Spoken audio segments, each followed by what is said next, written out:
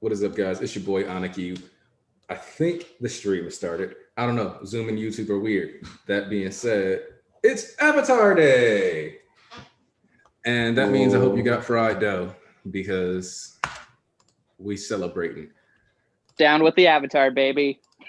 Down with Avatar Aang. But real quick, out of curiosity, just Kyoshi, Avatar Kyoshi's the best. No cap.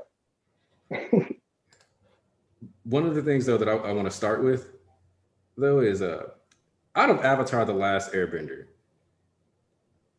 what do y'all consider the best book? Just off rip. Book. Which book was that? Go ahead. Earth. Fire. Oof. I think I like Fire the most. I think Fire was the most entertaining for me, but Earth definitely had its moments. Yeah, for me, it's been Book Fire. I stay by like Book Fire. Yeah. And I don't consider that as like a knock on water. No, of course Earth.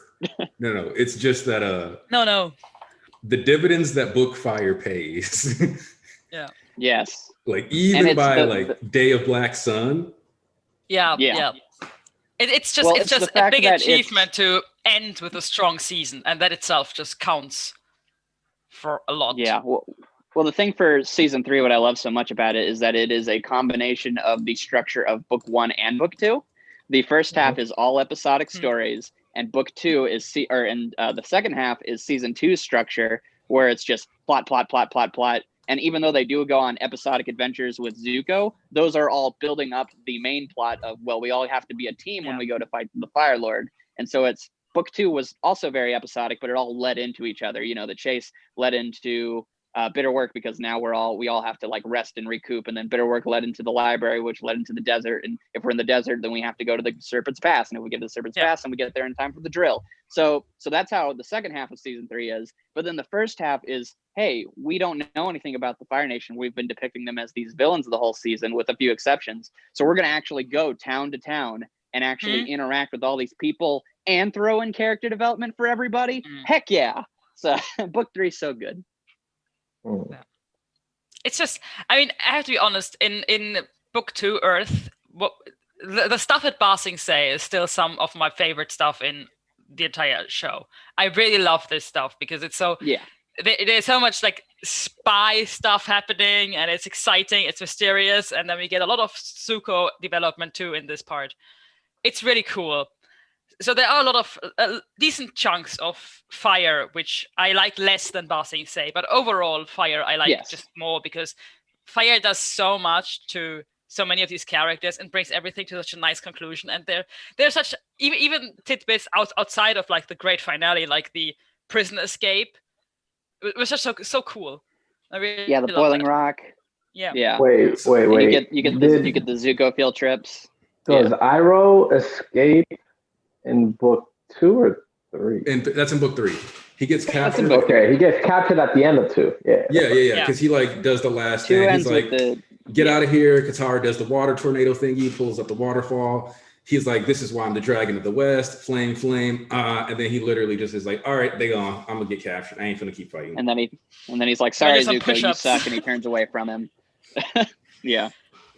I mean, Iroh showed you how you're supposed to do a training arc. Because dog, they were like, man, you're a fat slob. Like, whatever, bro. Like, I can't believe we used to respect you. And he's like, It was a little comical, let's be honest. Oh yeah, but that's, I mean, if that's a big thing of it I love about Avatar. Sure. Is the no. Well, yeah, but I just the fact that like it really has really good like character comedy. Like it doesn't feel like even Sokka, who's known as like, Sokka, say something funny. He's like, funny how? And it's just like you just laugh at the fact that like that's not a joke, but it's just Sokka, like how oblivious he is sometimes, the things he says, and it just feels really character driven. So it feels like every time you watch it, since you're growing with the characters, you also get in tune with how their comedy works, which is, I mean, I know that's a thing that a lot of people love about like One Piece, but not to go into that. So yeah, it's just a similar trait that I notice and that I look for in series, which is character comedy over just like joke gag based comedy. And I really appreciate that in Avatar. I think the peak of Sokka comedy is the Ember Island Players, where it's like, yeah, he's got like tons of like quote bad jokes or whatever. But then you get to the Ember Island Players, and it's like, this guy is doing some of my jokes, and he's kind of nailing them. Yeah. But let me risk my cover. Go backstage. Yeah, and give him better one-liners. Give him better one. My single favorite Sokka moment comes from book 2 when they're looking for Earthbending Master to train Aang. Mm-hmm. And Katara like gets in the scuffle with these two guys, right? And then like was it? No, it was a little bit after that when they went to some school. Later. They were just talking, yeah. And then like when they were leaving, they, like Sokka just like repped his set. He was like, "Water Tribe," and just walked out. Water Tribe, and it's that's a big thing with the series. There's so many like quotable lines that I'm like, oh wait, that was an Avatar. Like one of my favorite lines of Azula, who is like this wickedly, deliciously evil bad guy, but she also has like comedy where she just literally goes up to Aang and is like, "Oh, you don't recognize me? You don't see the family resemblance?" Puts hand over eye. "I must capture the Avatar to restore my honor." It's like why you really wouldn't expect that. Or then later, whenever she's talking to Sokka during the eclipse, and the eclipse is now off. And, you know, Ozai shoots lightning and she can hear it in the other room. And she just goes, "Oh, sounds like the firebending's back on." And it's like, yeah, it's like just these like casual lines that I really wouldn't expect just like these characters to say, but they're just so memorable. And that's just all the characters, and I love them. Turns out the firebending's back on down the hall to the left. And I'm like, he became a director. Or even or even just like the melodrama with like the beach episode, which is just everyone expressing their feelings. You have May and Zuko, who like their dynamic, like the romance in Avatar, I think everyone would agree is one of its weaker aspects. But even just in the scene where they're just sitting there, and it's like, "I'm bored. I know. I'm hungry. So find me some food, sure," and just walks away.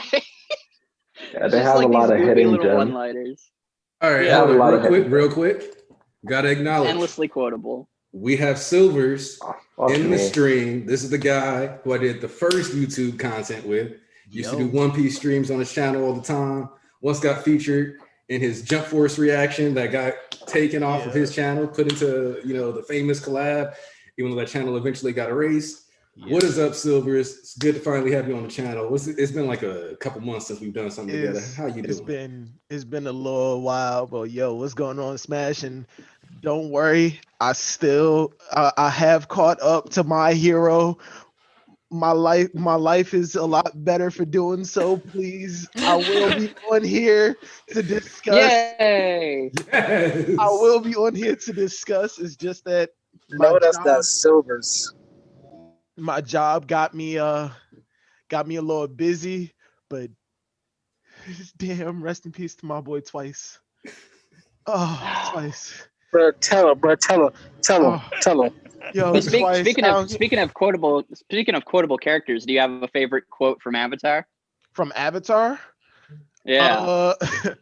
I don't know. It got to be either something from. Oh no. Yeah. Here we go. Zuko. You must look within yourself to find yourself. Only then will your true self reveal itself.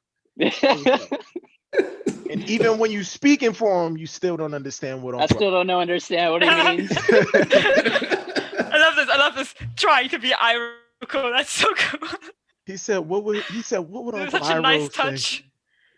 Say? Zuko, you must look within yourself to find yourself. Only then will your true self reveal itself. And then gets aggravated when he still don't understand what he means. Okay, also Iroh is I think he's like the peak mentor character. I think like if you ask anybody who's watched Avatar, I've never encountered somebody who's hated Iroh. No. Even for people who've only seen bits and pieces of Avatar with Uncle Iroh, those people will also agree that Iroh was one of the best characters in there. And that includes Zuko. Can you hear me? Can you hear me good? Yeah, we can hear you, East. All right. One of the greatest things he's ever said or he did was when he told Zuko off that one time. He's like, "Now you have the Avatar. What are you gonna do now?" what are you gonna kill him? Where are you gonna go? You have nowhere to go. And he's like, you don't think these things through. And he just went off of that nigga. Oh bro. yeah, I when said, this nigga's spitting. when he found Appa in the Dialy's chamber, he said, "Now you have him. What are you gonna do?" And he just got frustrated. Iroh is one of the greatest characters in all of fiction, in my opinion. Like full stop. Yeah, no, that's fair. I agree. I can't argue with that. Whenever I rank characters in Avatar, it's like I don't include Iroh because I'm like, yeah, of course he's number one. Shut up. So I just take him off the list because I'm like, he's designed to be the best. He's designed to be the best character in the show that everyone loves. So I purposefully put him in the nebulous 1 through 10 category. He can be put anywhere. But yeah, I know he's the best. You don't have to tell me. So yeah, no, I agree with you. He's so good. So many amazing gems. You could argue Zuko though, but I would go Iroh. Yeah, I think Zuko and Iroh are basically you're like maybe Zuko, but I feel like Zuko is a contender for best character simply because of the development that he had over the course of the series. You know, his revenge to his realization to his redemption and all that. Iroh was just that great from the very beginning. Iroh took the Tales of Ba Sing Se, and like, which is filled with like hilarity, beautiful bonding, like the Katara and Toph hanging out during Tales of Ba Sing Se. Like, yo, this is wholesome. Look at them finally having a girls' day together. Sokka getting thrown out after basically winning a rap battle. That's too many syllables there, bump. Like all these great moments, and then you get Iroh teaching the criminal like how to like fight. He's like, your stance is bad. And then you fucking get him singing at the end, and it's like, okay, let me. What a great day for rain. Yeah, I cried. The last episode that the original voice actor for Iroh was in. I think so. No, he did all of season 2. You can tell where, like, because I always watched the commentaries when I was a kid. They would have recorded like all of the season, I think, before that. But you can tell it's him all the way through season 2. But season 3 is definitely where the switch happened. Similar to Iroh in the sense that people who have watched Avatar will not say that he is not top 10. He's definitely up there. He is a great character, clearly. With him, it's more like sometimes it depends a little bit on personal preference, whether you like him more or whether you like, for example, Sokka more or whoever else. But I think so in that sense, they are different in that there's nobody that doesn't like Zuko in the sense of that I wouldn't put him in the top 10. But I think Iroh is very much that he's just very sympathetic and you like him basically the moment you meet him. While Zuko is very much the quintessential, very perfectly and well done redemption character. That's like, it's an archetype that you see everywhere and overdone everywhere, and half of the times it's not well done. But Zuko is just so well done, and that's why we appreciate it. But you have to see the entire run to appreciate it. Or at least you have to I agree. At least book Earth to realize how good this could potentially be. Yeah, because at the end of book 2, you definitely, hey Rex. The prodigal son has returned, man. What's up, hey there. everybody? What's up, the hell up? What's up? What's your favorite Avatar quote? Favorite Avatar? Oh my god, my favorite Avatar quote is hands down when everyone is on Ember Island. And then they're like, "Oh, Zuko, what's wrong? What's wrong? Zuko, yeah, tell us, Zuko. I'm angry at myself." I was like, "Oh my god, this nigga is the greatest character ever." I was like, "Let's go." Okay, that moment though is legitimately so fucking iconic. Yeah. Also, you once used that as on me because I said I don't like pineapple on pizza, and that shit had me dying. Well, I said people who hate pineapple on pizza don't hate pineapple on pizza. They hate themselves. They hate themselves. Wait, whoa. I hate myself. Nah, y'all just crazy. That's what it is. Yeah, exactly, right? I love myself, and pineapple on pizza is disgusting. Fruit does not go with pizza. Tomatoes are fruit, bro. Let me ask y'all this. So since we just discussed characters you can't hate or the best written characters, let's talk about somebody more controversial. So who's a fan of Jet and who isn't? I hate Jet. I'm not a fan of him, but I did like him, I think. Yeah, there you go. Jet is the definition of a C tier character. He functions very well for the plot that he's in, but I don't have any. And when he died, I was like, oh, that kind of sucks. But it was, it's like that's the level of emotional investment. It's like, oh, dang. Okay. One thing I will say though is that Jet set up the best joke in Avatar. He did. Which one was that? The Ember Island players. Jet just died. You don't know. It was really unclear. Like, I was more upset that Long Shot died, especially when he finally spoke. He didn't die. I don't believe. He did die. He did die. Yeah. I mean, he's in the comics alive and well, but you cannot count those as canon like I do. I don't count. Oh wait. Yeah, no, then he didn't die. The shortstop. I think the comics are canon. I actually did forget about that. Was it Peeps? Well, which one? No, it wasn't Pipsky. Who died? Because it was another person with Jet. Smellerby and Longshot both get out. Okay. It's just Jet who dies. That's it. They said allegedly. Yeah, they said. I mean, the creators confirmed it. So. Oh, okay. They told them. Have they found the body? Have the creators found the body? That's a good question. It's more like, did they draw the body? What I wanted to say, like going back, because I just arrived, so like going back to the old time where y'all was talking about Iroh and like the top 10 characters and all that. There's a character that is very controversial that nobody ever talks about, and they talk about, but they don't. Like Azula, in my opinion, I think she's the best female character in Avatar. Like that's just my opinion. I think that very close. No, I'm going top. If you've read the comics, Azula does have like a really, really weird little redemption, but she still falls back and runs away because she can't really accept what she is or what she's becoming. But that's what I like about her, Rex. But that's what I like about her in Avatar, because most characters like you'll get the redemption like Zuko or whatever, but there was no redeeming Azula, and it was kind of hinted at that some people are just born messed up. Yeah, and she knows that, and I know people don't like to say that, but I was like, if you ever look at just documentaries and stuff like psychopaths stuff, some of them, not sociopaths but psychopaths, some of them have really good back home home lives, where they're just treated well, and Azula's just a messed up person. Bro, her dialogue is the best in Avatar. I don't care what anyone says. When the dude from the Dai Li was like, "Oh, you beat me in my own game," she said, "Nigga, you wasn't even." Don't flatter yourself. You never even play.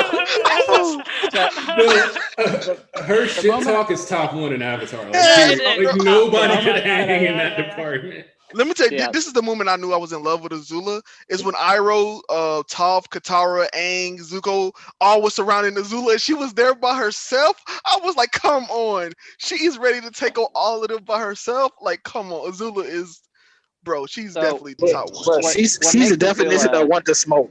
She wants to smoke. Well, so I'll go to bat for Azula, and why I'll argue she's the best, even though she's not my pick. So what's so great about Azula is she is a perfect character, and that's her flaw. Like the moment we meet her, whenever she's training and she just does lightning, which is like the first time we've seen anyone actually shoot it. Like we saw Iroh redirect it, but it's the first time we see someone shoot it, and it's scary and it's new.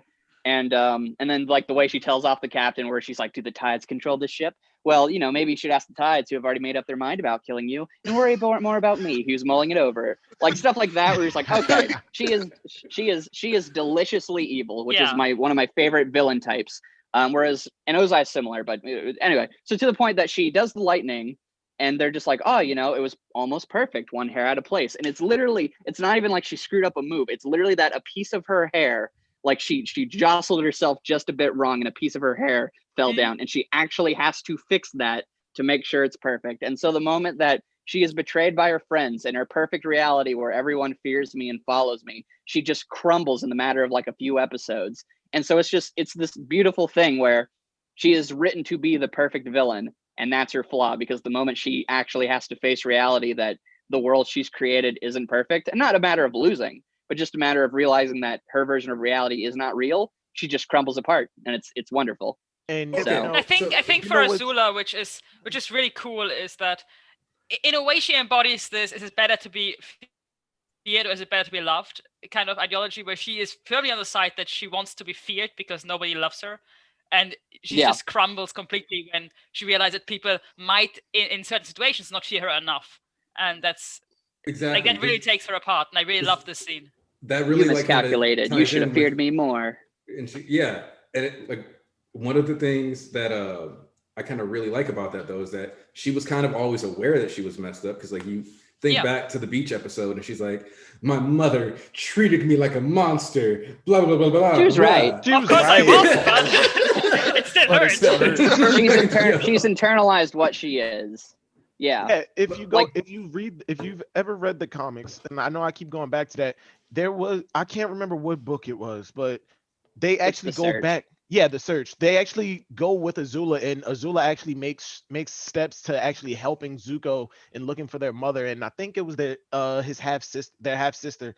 But and towards the end, Zuko actually offers her a position among the Fire Nation, and she just runs away and disappears because she knows no matter what happens, no matter how hard she tries to actually be the person that the world wants her to be, she's always going to be that messed up person. She's always going to seek power and control. That's actually a very like a tragedy to this whole thing, with the idea that even as a child nobody loved her. Like even like Iroh, who really likes everybody and everybody likes him, clearly prefers Zuko. Clearly, which of course has a reason. And the mom does too. And the mom does too. And it's really sad because the only one who prefers her is in a way Ozai, but not because he loves her, but because she's so powerful. But not for love. Right. Yeah. And that's really tragic if you consider that she's a girl. I mean, a young kid at this point, and it explains so much, but it doesn't excuse it, because it at no point does the show kind of say that because she wasn't loved, that is how she turned out. But it was always like she was always a little messed up, and not being loved might have accelerated that or might have worsened the problem. But there was something wrong from the start in a way. So the show doesn't use it to excuse it, but you still feel for it in a way. Well, yeah. That's kind of like it's okay. How do I put this? This is like, it's kind of like the harm of having a meathead for a father. Like, because like think about it. Like think about how many like meatheads love a character and then like, no, bro, he's trash. And it's like, wasn't you standing him like 3 weeks ago? Yeah, but they trash now, bro. And it's just because they like lost a fight. And that's Ozai. And that's Ozai for Azula. Yeah, that's Ozai and Azula. Like, wait, are we still talking about Avatar, or did you just dig at the One Piece fandom? Both maybe. Both. That's crazy. No, I do think actually Ozai, from what I know of Ozai, we don't know that much of Ozai really, because we really meet him only very late into the story, and we get one flashback where he is part of the flashback, but not really the main character of the flashback.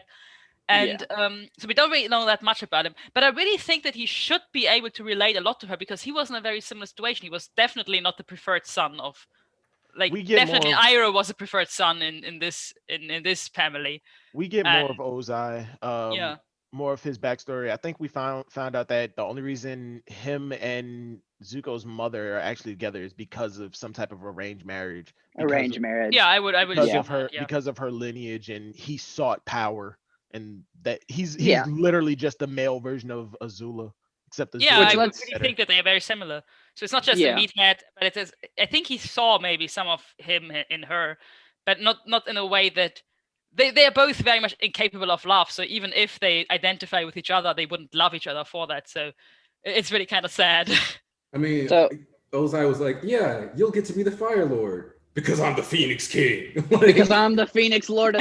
So can we? Do we want to talk about Ozai? Because I want to hear people's thoughts. Because I know for most people most people. Oh, go on, Rex. Before we talk about Ozai, before I got off topic, I just wanted to say Jet is an amazing character, and he gets a lot of disrespect when he doesn't. Like, all right, so here's my thing with Jet.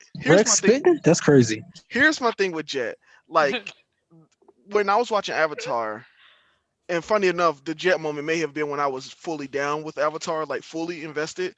It's when Jet was such a child of war that he didn't care if he was also repeating the cycle. He just wanted to get back at the Fire Lord for what they did to him and his family, like not knowing that he's basically pain, like a lesser version of pain. Like he was willing to make others feel what he felt, and Katara and honestly in that moment, like they're citizens, blah blah blah blah blah. But I also feel like Katara and them didn't really truly take in his perspective, like. You are allowing potential spies, troops to live, and this war has been going on 100 years without you, Aang. Like, nigga, like we have to do, like we've been suffering and being oppressed because you left. Like now we're taking matters in our own hand, and it was just like, damn. Yeah, And he's like, compelling. I just don't think yeah. he's like amazing. I don't think he's amazing, but The thing like I is, said, he's, when I he's hate the Jet for epitome of personal a he's the reasons. epitome of a right. He's the epitome of a C tier character where he functions in the story. But if you sat me down as like, who's one of your favorite right. characters? I'm Well, not. I will never say That's Jet, the and he thing. will never be. Okay, so I I would say think- like Jet's issue isn't that he's a C tier character because we only got to have him for like 3 episodes Yes, total. yes. Yeah, but he that's the always thing. functions really well. Yeah, That's the thing. Every episode with Chat that I watched, I very much enjoyed him. There was not a single episode where I watched him and I thought I didn't like this character. I didn't like watching him. Of course, there were things he did that I didn't particularly like, but him he's as a a villain, character, I so. always kind of found him compelling. But Yeah. it's like he's not the character I would think about first, second, or third if I would make my list of favorite characters. He would be more of a character I would probably forget. Also, question for Coyote in the chat: did you like Jet? Jet. You mean Uma Deflag? Yeah, Look, I bet he one of- did. One of the reasons that I feel like Avatar really grabbed me and a lot of other people around the time that it was airing was simply because it took that complex world building, showing that every single character in this series has a family, has a life outside of just being a soldier, a citizen, or just a out of nowhere shop worker. They took that concept and packaged it in a way that was easy to grasp for like a really young audience, because like you said, that even though Jet was a child of war, he wanted to just make everybody feel what he felt, and that evolved to the point of just blatant racism, just looking at this Yeah. old man, seeing that he was a member of the Fire Nation, and then just going, yeah, he needs to die. Like nothing, like there's no excuse. But he's also not taking into account that a lot of the soldiers that are in this village, they're just doing their job. Like they're a member of the Fire Nation because of where they were born, not by choice. It's also an Earth Kingdom town. Like there Yeah. are Earth Kingdom civilians there. Like it's an occupied town, so he would literally be killing people that he would say he's trying to protect. I think one aspect why I really liked Chet was just his dynamic with Zuko, which was amazing. I have to admit that just for Zuko, few of my favorite episodes for him are just the episodes where he walks across the Earth Kingdom and meets different Earth people and realizes like their relationship with the Fire Nation and steals their stuff. How he stands like in the. I mean, there's this one where he's yeah, right. There's one where he's in this village with this poor family that lost essentially their father because of the war, and I really loved that. And with Chet, it was the same. Just with Chet was powerful, like more powerful than this kid, and also just a lot more angry than everybody Zuko had met before, and it was a really great dynamic. I thought, really loved that. All I know is Jet has one of the funniest lines in the series, because we're still in book 1. We're still wading through like how how nuanced do we get with things. So we introduce the Lost Boys, that's what they are. And then Jet is given his big old speech, and we're supposed to really like him. We're supposed to trust him because Sokka's being a stick in the mud. And he says, some people say they shouldn't worry about kids hiding in trees. Maybe they're right. Or maybe they are dead wrong. It's like, all right, show. I wonder. So also though, I will say that the one thing that this is like a little meathead. Here's my meathead take for the day. Jet should have gotten more fights just because the hook swords fighting style is fucking. Oh, 100%. Yeah. It's a very unique fighting style. Oh. That's what drew me to his character in the first place. So we're like, I ain't never seen a nigga with these 2 weapons before. And he beat somebody ass. Seen it in Mortal Kombat before, Yeah, but Cabal. never actually saw people like straight up fight with them. And Yeah. and Nickelodeon, They're really took that- cool. Nickelodeon dropped a budget into Avatar, and the crazy thing is they could have made it a lot more fluid, as shown with Legend of Korra and certain episodes of Avatar. Oh, But- one thing. But real quick, before we move on to like talking about Iroh and everybody else, I just want to go back through the chat. Like earlier, y'all was talking about what was the best book in Last Airbender, and some people are saying book 2. Do y'all not know that book 3 has the Day of Black Sun? y'all not know that book 3 has the Day of Black Sun? That's one of the best names Sozin's for a Comet. war to ever exist. Like not even just Yeah, based off of the content of that episode or what happened during the day. Just listen to the title, Day of Black Sun. If that don't give It's you, a if cool that don't give title. you, That's true. Wait, yeah. hold on, that wait, don't wait. give you chills in it. I in missed it. I itself. missed it. So wait, people think book 2 is better than book 3? How? I do. I mean, there were Glory four, and Wow, yeah. that's Some people crazy. prefer to do. Some I mean, people are book two- wrong. Look. That is actually, it is actually Look, fun. Though. I can coming from Rex. understand. I can understand why people say book 2 over I book 3 can't. because book 3 is if without book 1 and 2, book 3 is just these people who snuck into the fire nation. Like it's just built. Yeah, It's of just course. there. But Right, But but that's without book 1, book 2 can't be as good as it is. So you got Yeah, to but like, here's the yeah, thing. and Sparky Boom Man, we have him. I mean, Sparky he's not the Boom reason Man I is like book incredible. 3, but Honestly, this kills every book 2 argument. Hey, Zuko here. Boom, there it is. That's all you need to know. It is the most Zuko-centric. Yeah. which is great. Which is great. So wait. I just want I want to clarify something. So book 2 has the library, right? Oh That's shit. the Yeah, desert. you're right. Yes. Oh, there it is. Losing Appa, right?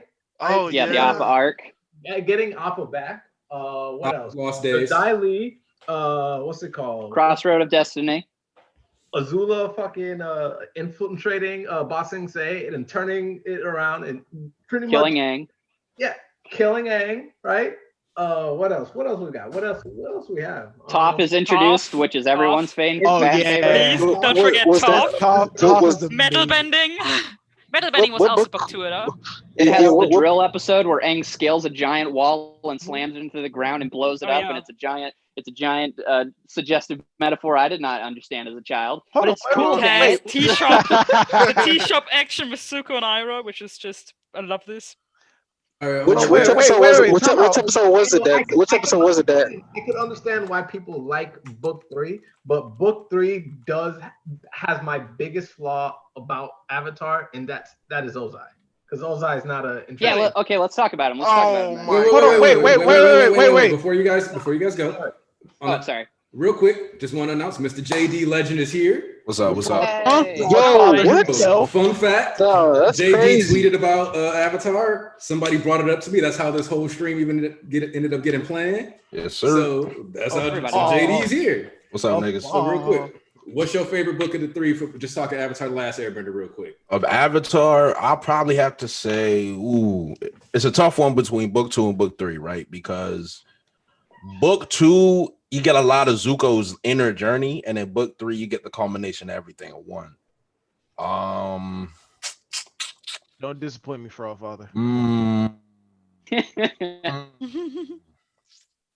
I'm gonna say book 3 because I really Yeah. like Yeah. the Sokka story arc. The whole Yeah. Fire Nation arc was heat, bro. That's why book 3. There's just Thank so you. much there. There's so Yeah. much there. That whole Fire The Nation arc was heat. bloodbending. Yeah, bloodbending. What's up? Blood bending, the sword. And what One training. thing I will say though, nobody picks book 1. Yeah, of course. Nobody. Yeah, Book nobody one- picked Book 1 stretched a little bit in the middle parts, I look, think. Book 1. Are we gonna ignore Iroh singing and Bossing Say in book 2? All right, come on, that's a low blow. Like, come That's on, what I'm- man. yeah, Man, that's an isolated incident. You And can't. it's just one moment. It's not gonna outplay the entire. So the thing is, Be Thickness from is the book three. line. Alright, look, book 2 pretty much has no flaws. Well, I could point out some flaws in book 3. That's why I put The best part about book 1 is them actually being in the North Pole.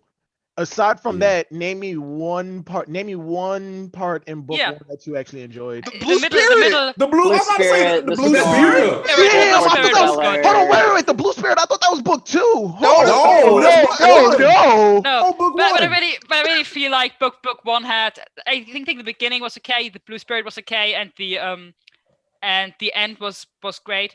But in the Dude. middle parts, I think there were a few episodes which whenever I rewatch Avatar, I skip them. Hold on, wait. Was it in book The 1 when we got to Deserter's see Avatar great. Kyoshi? No, that's book. That's No, not- that's book 2. That's book Is 2. it? Oh, Avatar never Day. mind. Kyoshi That's Island is Avatar book Day. one, no? But also- Kyoshi Island was in Yeah, book Kyoshi Island is book 1, but we actually got to know about her backstory and why Which is she's a book 2. criminal Wait, in the book pr- 2. Boy. The prison arc was in book 3 too, wasn't it? You want the Boiler Rock. Boiling Yeah. Rock. Yeah. Yeah, nah, yeah. book three is Book three. Come Yeah, on. that's the thing. Book 3 has just some of my. Book 3 Go has on. the Day of the Black Sun, which is just amazing and has this amazing end where it's just like you've prepared all this stuff and then it doesn't work, which is so great. Then Also, it has You the bring back finale, all the which actually- characters. book 3 brings back Boomy. Yeah. Which, by the way, that was the funniest fucking thing to me. Oh. Is that like, because like we're talking about how great the Day of Black Sun is, and then Boomy himself shits on the Day of Black Sun, and like the span of a 20-second flashback. Like, Yeah. Boomy really took the. He didn't even know. He was just sitting around waiting for his opportunity. Saw the eclipse and said, "Welp, that has to be something," and then just filed on the entire thing and had fun doing it. And I feel like that's one of the reasons that I actually enjoyed the Day of Black Sun is because everybody thought that even if we didn't absolutely beat the Fire Lord or anything during the Day of Black Sun, I'm pretty sure we all expected something big to happen. We would have had some type of win. And this is what I consider subverting fucking expectations. Smash, I'm sorry for cursing on your channel. I'm not sure if you allow it. it's fine. We've heard worse. We damn. all get 3. Subverting expectations. Damn. Also, yeah, that was really good. in defense That's of book 1, like we also have to remember that's the first time Aang with Avatar State, which is like I was like, whoa, what is this? That was crazy. Also, the time that he touched the where he was in statues. the statues and all the lights flew up around the world. I was like, they don't. Book Bro, one- come on. book one is- Book one book one so is good. good. Book 1 is so like book 1 isn't like it sucks that book 2 and 3 are just so much Yeah, It's better. because but look, book one did all the heavy so- lifting for Yeah. book 2 and 3. Book Yeah. 1 had the first Avatar State, but Book 2 had the best Avatar State. His rage. The moment. desert, Yes, the his, desert, his which is the rage greatest moment. moment of all fiction. Tell me where Appa is. First The off, moment hold on. where- The the sand. moment where- Insane. It has no flaws. Why were the Sandbenders such assholes? We didn't know it belonged to the Avatar. Why were you stealing shit? Die. You robbing It did people piss like me that was off. justified. If I was his father, I would have let Aang have him. I'm sorry. No, bro. I would when have turned into the mobster from John Wick. Just take him. Dude, when Aang, yelled at Tom, he's like, "Why did you let?" I was like, "Jesus, hey, chill out, Tell me where chill." Appa is. Like, And I then think the that was best wild. part of all, which is when Katara grabs him by the hand and he turns to her in like this rage mode, and she just holds him, and the soundtrack swelling and all this stuff, and nobody says like "I'm sorry" or anything. It just ends on Aang crying in her arms, and then it just cuts to white. We're done, and you just have to sit with that. Aang Appa's just pissed Lost at Days was Sandbenders like one that of the entire most time. painful episodes. Yeah, I was real sad. I was The real sad. dying- Green Which Cat episode? Which Stews. episode? Sorry. Appa's Lost Days. So Yo, let me What get book this was that? straight. Let me get this straight. I think Let me that's get this the straight. So That's the doesn't 32. Azula gets introduced in book 2, right? Yeah. Yes. Oh, So Zula's book two. introduction of Azula, Boomy, Toph, literally all major. No, characters, Boomy gets all- No, a introduced lot in of book great one. stuff happens in Boomy's book book 2. Don't get me Boomy's wrong. book I one. love book Boomy's 2. book 1 when they first go to Omashu. yeah. Yeah. Homage. Yeah. Yeah, shit. the flow. When I say book 3 is better than book 2, it's not like a 70. It's like 30 thing. it's like by Yeah. 0.5. It's like 49-51. It's literally like close as all Yeah. hell. It's Yeah, neck and it's- neck. Nah, Like, it's, a lot it's of 60 a lot it's of great 60-40. stuff happens in book 2. It's just like some of my favorite things happen in book 3 overall. And that's not just like the I actually like the finale, and I actually also like the final fight with Ozai, even if Yeah, some it's people great. don't like Ozai. Zuko I versus then there is Azula. like the black day Yeah. of Zuko and Azula. Then the twist with the Day of the Black Sun. Then the sword training with Sokka and what's the name of the Master Also, Gandalf. Master say which I it. Gandalf. also loved. Melon The- Lord. the Melon dragon- Lord was The introduced. The dragon best character in bending Avatar. essentially. The dragon bending essentially. The blood The bending, Katara which is awesome. revenge quest. Katara's The revenge dragon bending- quest. Oh, Yeah. All of that is awesome. Also, And- Melon Lord. Come on, Flo. Say any character better than Melon Lord, and I'll give you book 2. I think we It forgetting is one Captain thing. remember. I think we forgetting one important thing. What about Sparky Boom Man? What about him? I said What that. about my man's? I love it. What about Sparky Boom Man? I'll give you one. I'll give you one thing. Give you one thing. Book 3 has the highest highs and probably has my Yes, and favorite that's why. moment in Avatar. But in that moment was when Avatar Aang was like talking to his past lives and then saying how he should handle the Fire Lord, whether or not he should kill him. And Kiyoshi said, "Off that nigga." I said, kill that nigga. Don't kill him. No. Yeah, that was so good. Dog, like the thing I love about that though, is it's like Aang was like, but you didn't really kill Jin the Conqueror. And she was like, same shit, nigga. I knew I should have asked Kiyoshi. I knew I should have asked Kiyoshi. See, shit, that nigga left me got away. Shit, the lava was nicer than I would have been. Like, Yo, I can't believe the Avatar captain Korra- remembered my birthday. He really does care. Drops in the ocean. Yo, even Also- Avatar Korra, that man said that I was one of the most laid back avatars you'll ever meet. But when that spirit took my girl, I was fueled already. He had to die. He put his hands on that spirit. I couldn't get to him, but he had to die. You should kill the Fire Lord. Kill that man. Like the thing that I loved about it most is that he was like, I'll ask an airbender. They'll be on my side. And Jin pulled up like, no. So But the I'm thing is- objectively one of the most successful avatars of all time. I lived for 230 years. You are the avatar. Murk that hoe. I really love that ultimately the difference between him and everybody else is not that he's an airbender and they are whatever else they are, but that he's like a 13, 12-year-old child and they are adults that know adults. right. Yeah, they know the horror. I mean, it's absolutely clear that a 12-year-old kid doesn't want to kill anybody, Yeah. but they are not 12 anymore. I don't know. Talk Also, about that. wait. The part when he doesn't want to kill anyone in book 1, this man was throwing niggas off the into frozen ice water, like the fire. That wasn't when he him. went to the Avatar. Don't think But don't think we about know it. that firebenders can survive frigid colds. Iroh told them, "Remember your Yeah, breath I of mean, fire. they It'll just save your life." yeah. But also, that wasn't Well, Aang. That was a spirit. There we Well, go. and that's just I Didn't mean do that's it on just like purpose. that's just a part of the soft power system, the power system this has. Because I'll give you the 2 examples. So Zuko, fire to the face, gets burned. Every other character in the episode gets shot with fire. We only get burned in the Deserter when it's convenient for the healing power to be shown. Otherwise, we don't get burned with fire. And then the other one, which is my favorite, which is Jet gets hit with a rock and dies of internal bleeding. But in Bitter Work, Sokka gets hit in the back with a pillar that shoots him 20 feet into the air, and then he lands on his head, and he's like, "Ugh, comedy relief. I'm leaving." Yeah, they have a little a tune magic in that shit. Nah, it's durability feats, bro. But I mean, Yeah, that's Facts, everywhere. facts. It's that's just how it's to gotta criticize be. that in a show where Can I it's ask y'all a basically question? part of the genre. Yeah, go ahead. Can I what's ask up? y'all a question? All right, so Aang said that he's against killing people, right?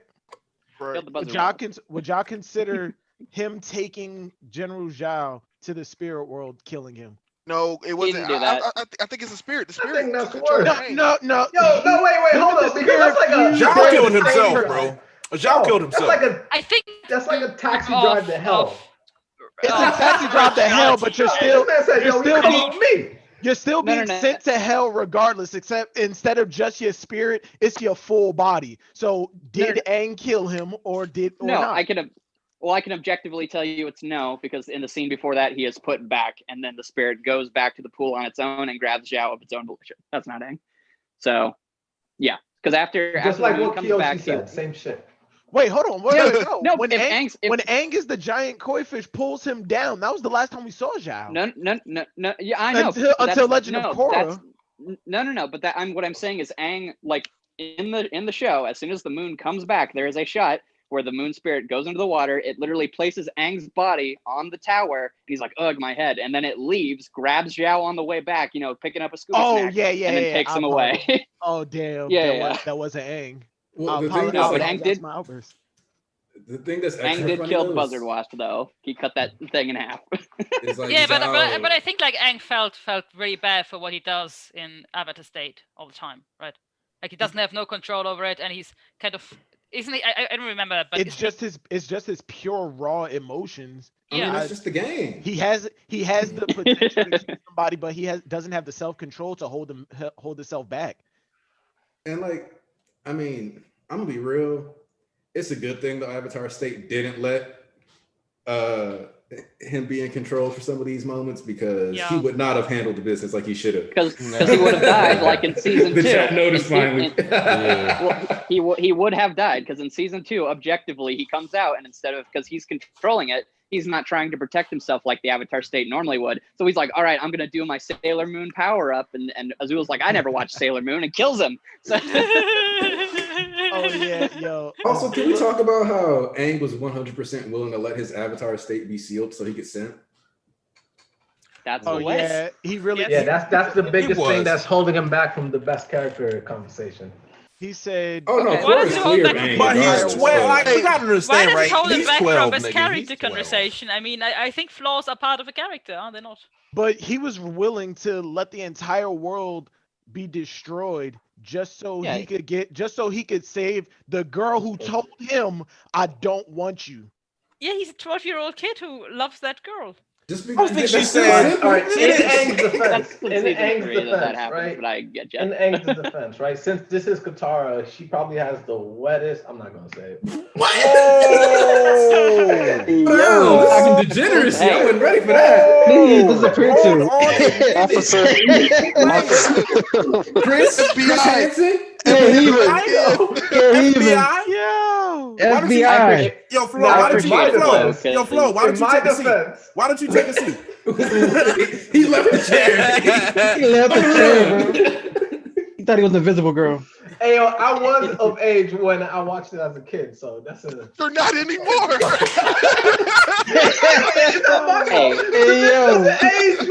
Some dreams never die. Katara Some dreams never die. The only Katara you can talk about is old lady Katara. I just came in, bro. Like, To be damn. fair, Oh yeah, my boy Tom is here. Shout out to Tom. Tom, what's up? Tom, real quick. You just got in.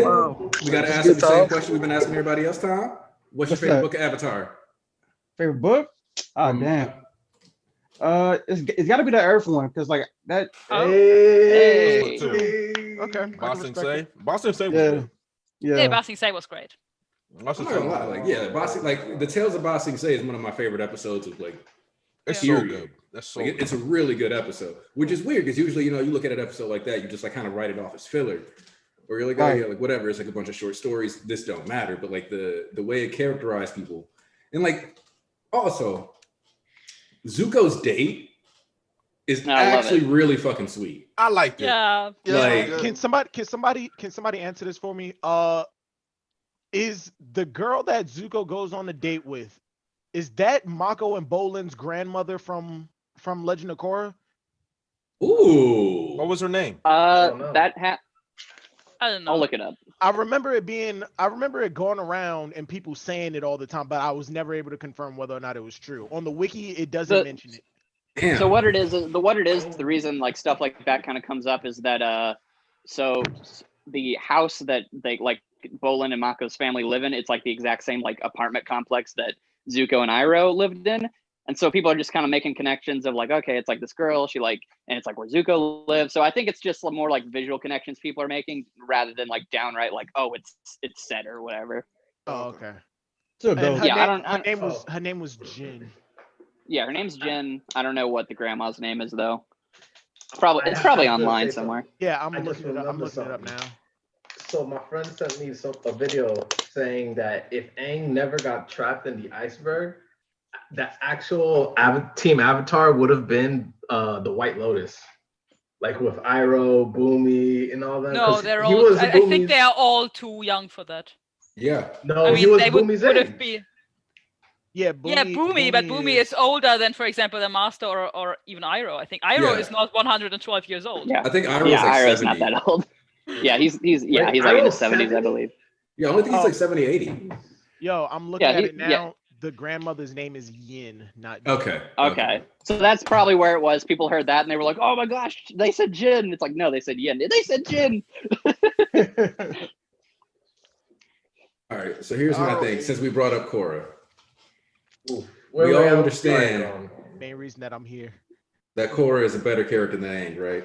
Whoa. Oh, Scrap. No, I mean, I can see the argument. I can see the argument. What I missed? I missed the question. I missed the question. Smash, What I'm happened? here to defend Legend of Korra, but that's cat. Well, I missed the question. What happened? So let me. I said Korra is a better character than Aang. No. And here's why I'm gonna say that. Because Aang, one, like we talked about this in the Tabernacle, Aang is a bit more of a Mary Sue than Korra. Yes, they both have like different, like they both get like the powers earlier. But the reality is like Korra still spent 12 years training before she like was considered to have like been viable. Aang picked up waterbending like way faster than like she picked up like air or anything else. She actually like had to struggle and like learn and like challenge herself and introspect. Aang doesn't ever actually have to do that. Like when he screws up with the fire, when he seals the like the Avatar state, he gets out of that by just being injured and having his chakra like damaged heavily, which allows it to like unseal and like release the flow. Korra has to lose her bending, actually like find a point where she's desperate and hurting to get air, just to even get air.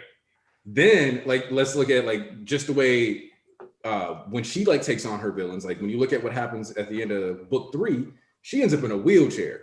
Aang never suffers a consequence even near that close. And she's like, Aang died. She's super emotional. I mean, Aang he went into a coma. He went into a coma, and then he woke up, and what? Everything was fine. No, he died. No, he was PTSD, I guess. 100% dead. He was on. When you die, and then you get brought back with spirit magic water. Hey, Aniki, can I take this one? Yeah, then? but like on, weeks later go. or days later, it wasn't an actual coma. This is the argument that Aniki is using right now. My life was harder than yours. So that suffering. Like, that you're a better character. I was poorer than you growing up. You don't have no idea my pain. Aang has like no real struggle. Hold on. Yes, he does. Like moving everybody to you. Bro, do you remember how scared he was of the Fire Lord, bro? Wiped out. Being scared is not the same as like. But here's the thing: he's a kid, so it makes sense. With Korra, she's just a bratty woman, bro. That's it. No, she's just a brat. She's just a big ass brat. All right. Contrasts to Tenzin. Tenzin trying to guide her in the right way. Man, fuck you, Tenzin. Like, bitch, what's wrong with you? It's a different era, bro. I don't care. And on top of it, Korra had that same fear with Amon. Exactly. And then she got over it. Then she got scared of Zahir. She got over it. Then she got scared of Kuvira. I mean, okay, but Zahir did her worse than anybody ever did Aang. Wait, who? Kuvira. No, that was definitely Zahir did her worse than anybody ever did Aang. Who fucked Aang up like Zahir fucked up Korra? Put her in the wheelchair. We'll get to that. We're gonna get to that. We're gonna get to why that happened and why. What's up, Sil? What's up? Didn't you recently just finish Legend of Korra? I literally rewatched the entire thing, and I was literally just looking at it and analyzing everything I saw. Okay, I will hold off my comments until we get to specific points. Yeah, we'll because get there. I feel like you were. I let Ian talk.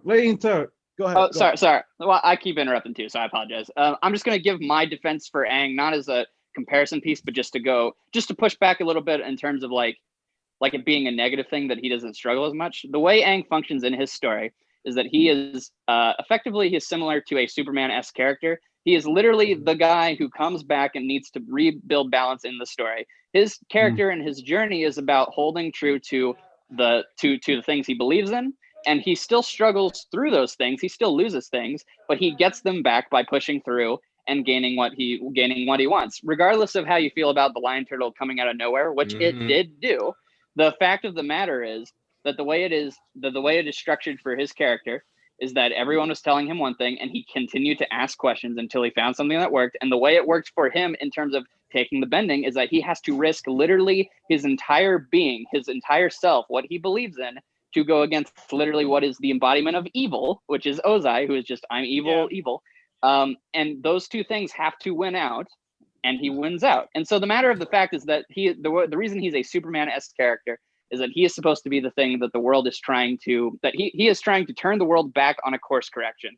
And just as it was said by like Iroh, just by killing Ozai or doing things like that, that doesn't necessarily fix the way that the world's going to perceive the Fire Nation. It doesn't fix the way the cycle of violence and the things like that. By just putting him out of commission, by it being the Avatar who did it, that is Aang's role in the story, to have to go through to basically come home. He's the meme of Donald Glover coming into the room and it's on fire and everyone's dying and screaming and he has to fix it. But he has the tools to do it. He just has to go on a journey to do it. Korra is a different character. Korra comes into a world that has basically already moved on and kind of figured out what it wants to be. It's not necessarily running out of balance. She comes in and basically like, oh, the spirits are going to attack. Okay, got to push that wall back over. And then when she tries to do it, it collapses on her and she suffers for it. And then along the way, she continues to suffer and suffer and suffer and suffer until eventually she comes to a point of her own self-actualization. So it's basically just that the two characters are put into different situations for the worlds that they're and the stories that they're to tell. And the characters in Avatar are all prodigies. It doesn't matter that Katara struggled a bit in book 1. As soon as she found a master, she mastered that stuff within like a couple of months. No, Sokka's a prodigy too. Zuko Sokka might went not to... be. Zuko Okay. is the one who's not. All right, but Zuko look, is here's not a my, all right, prodigy.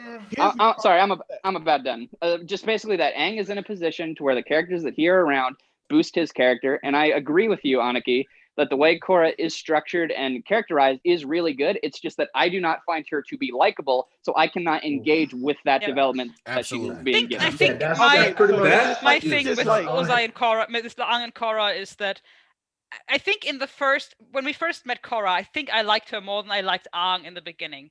Because Aang in the beginning, I think, was kind of difficult to connect to because he had this disconnect Holier than to thou. everybody else, holier than thou. But the thing with Aang, which is really something that endears you to him, and which is something that also makes the character grow in a way, is that just he is in a situation where he's a young child. He's forced in this very powerful position. He ran away from this position, and because he ran away, I don't know if we can actually blame him, but he blames himself. He has to deal with the because consequences. he ran away, the world went to shits. And now he has to deal with the consequences. But he's a 12-year-old child who wants to have fun.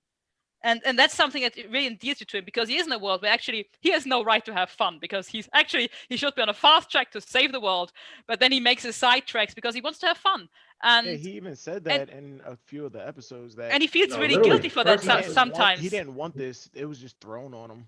Right, he never wanted this, and he has to save the world, and he wants also to have fun and to just be a kid, but he also feels really guilty for wanting to be a child, because he has to do all this shit that he has to do because the world needs him. And the thing with Korra is, in the beginning, I didn't feel like the world actually needed her. Like, I know, of course, we need an avatar, but it's like, I thought she was very cool in the beginning because she was more mature. She was a bit older. She got a lot more training. She had a lot more adults that gave her advice. And she could have fun. Like, she could just go make these games. And of course, the adults would tell her, you shouldn't do this because you're the avatar. But the world doesn't need her at the moment. She can just do that. And that's something I really liked her, because she was more actually a person, other than Aang, who was in this holier than thou position. But after that, Aang just progressed in a way I really, really enjoyed, even if he might not have ended in a wheelchair at some point. Oh, Okay, so it's hard. one thing- It's hard to counteract those. It's hard to like actually give a counterpoint to y'all arguments when y'all bringing up such amazing points. Yeah, y'all understand that, right? So, like, here's the thing, though, right? The fact that Korra wasn't needed is actually the thing that I like about her. Because here's the thing, That's what I like about her. Because here's the thing, I don't find her to be like likable. What I like about Korra is that she reminds me of like your Gokus, your Luffy's, like these characters that like kind of run around and like kind of think, all right, yeah, I'm strong. I'll meathead through this. But unlike your Gokus and your Luffy's, she gets punished hard. Hard. Like, Yeah. really fucking hard. Where like with the pro bending, for example, like people are like, oh, like that was like wasted. But what they also did was make it very easy to kind of figure out what the avatar was doing. So like you all will like, oh, the avatar is at the pro bending match. We can coordinate this and that. And like the thing that I think is especially important is that while Korra may have been older, she ended up more sheltered than Aang. Yes. Because the White Lotus literally decided we're going to just keep her here. They didn't even tell her that the typical Avatar journey was to literally go to the 4 nations. That's how much they hid from her. So like when I was rewatching it like this year with my boys, and like I'm like watching book 2, and I'm like, yeah, she actually has a right to be kind of mad about the fact that they intentionally kept her from learning stuff that if she had gotten to travel, if she had gotten to have these experiences when she went to Republic City, she wouldn't have been as clueless and inexperienced. She would have actually had some like understanding of like what she was getting into. And she probably would have tried to actually interact with the Equalists more if she would have gotten to see the world, but she was denied that. So like, Aang literally comes from a like higher privileged position in the sense that he got away with like getting to see a bunch of stuff, whereas Korra, what privileged position, because his entire people were like because he actually at least got to see stuff. He means in terms of the narrative. Like the narrative sets Aang up to get like access to certain things that Korra is just hard denied. But the thing, I think it's hard to call this like a privileged position. I think it's very much some. Of course, you can look at it as like this is Aang and this is Korra, and you can look at these two specific characters, but you would have the same kind of comparison if you just compared somebody who is orphaned with nobody taking care of them. Of course, they can do whatever they want because there's nobody. And then there's the narrative is kinder has to him. Adults around them that stop them. But like the narrative hooks Aang up a lot more than the narrative hooks up Korra. The narrative punishes Korra a bunch. And so here's what I was going to respond to what you said, Aniki. Everything you said is true, and I think I understand exactly why you like Korra, because you said it yourself. You're like, I don't necessarily find her likable, but I find her really interesting. So that's the thing. Everything you said is true, but what comes down to me is that it all comes down to execution. For example, you are totally correct. If you write down all these details of like she was in a compound, she doesn't understand human connection, la la la, all those things. Sorry, not to say la la la as in to downplay your thing. I'm just going there. So so you have all. It's easy to straw man, so I don't want to. I'm not trying to do that. So with that, the problem I have is, for example, how interesting would it be to acknowledge in the story and by the characters these things, and then put that to like their mental state? Because in book one, she's in the compound, but when she's like interacting with Mako and Bolin, when she's beating up Equalists, that is never addressed as like, oh, wait a second, not flashback, but oh, wait a second. The reason this is like this is because of this and this, and that is something that you as the audience can engage with. You just have to be like, wait a sec, let me check my notes from when I was watching episode 1. Oh, right, she's from a compound. So I guess if I take that logically, it would mean this, this, and this. And it's like, yeah, that's how you write a compelling character. But you have to actually show me those connections making sense and emotionally engage me with those things.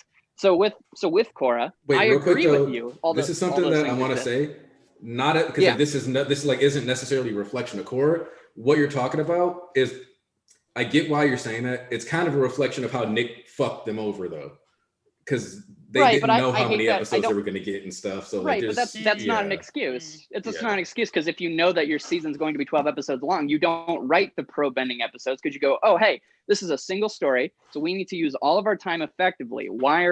That's the thing. So if you're going to focus things, you have to be like, okay, 12 episodes, we know this. It wasn't like they were in production and they were told like, sorry, you only get 12. We told you it was 20, which did happen for season 4, where they were promised 13 episodes, and then they were like, sorry, we cut the budget. You only get 12. So that is a thing you can bring up in defense of like because that's the reason Remembrance happened. But I feel like the pro-bending episodes were. Oh, go ahead. Oh yeah, I finally got off the fucking train. Dear God, man. But you don't understand, nigga. I'm fucking pissed. I wanted to ask one question and one question only for like I had the past hour, and I couldn't fucking ask it because of my connection. And what book did we meet the face stealing motherfucker from Avatar? Because that shit scared me so much. Oh my God, nigga, I had a nightmare about that after the fact. He said, do not show a single emotion, because he will steal your face. And that nigga was walking, he was like, yes, so, and then ain't turn around. I'm like, nigga, what is your problem? And nigga, but I swear to God, I would have. The woman's face that we saw at the end, that people were looking for, like, who is that? Why is she important? That was Avatar Korra's like wife. That's his wife's face. But sorry, I don't want to get too off track what Aniki was saying. Oh yeah, Avatar Korra's wife, like the face that you see on the face stealer, that woman, is the face of Avatar Korra's wife that was stolen. Yeah. Also, Avatar Korra died. Yeah, because they said, I stole the face of someone you will love. He shows a woman, it's that woman. And then we find that out in season 3 whenever he says, hey, the face stealer stole my wife's face. I don't want to get, sorry, East, I'm not trying to be mean. I just don't want to get too off track with Aniki's thing, because we could easily dive back into Avatar. Oh yeah. No, I just wanted to say that one thing, because I couldn't say it for like the past hour. That's it.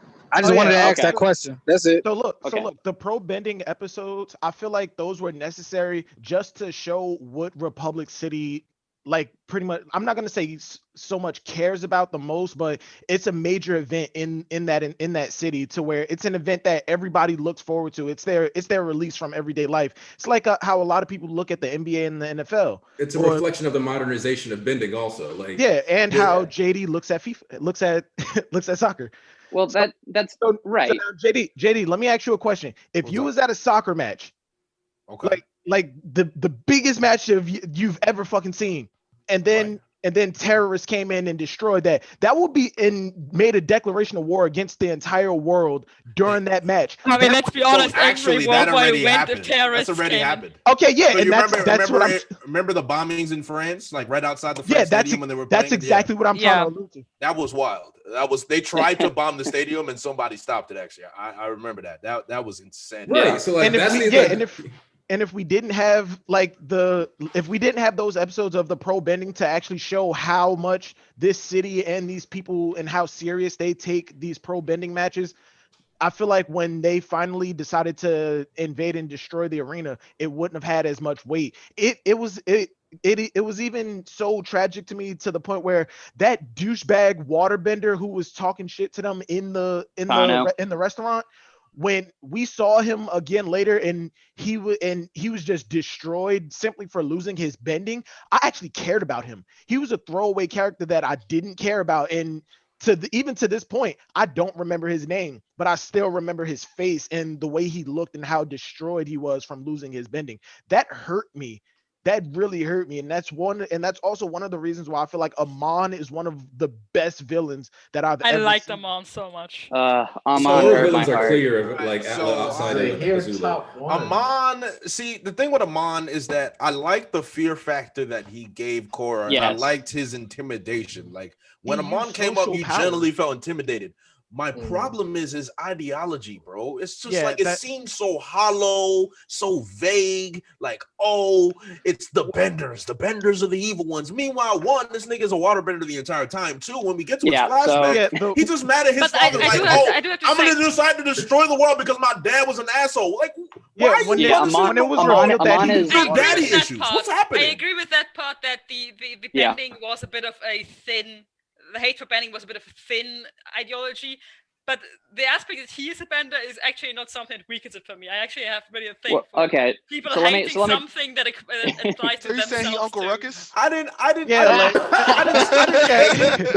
wouldn't say I hated it. I just thought it was just like, it's just so fraudulent, bro. Like, it's like for me, with the villains that I really enjoy, right?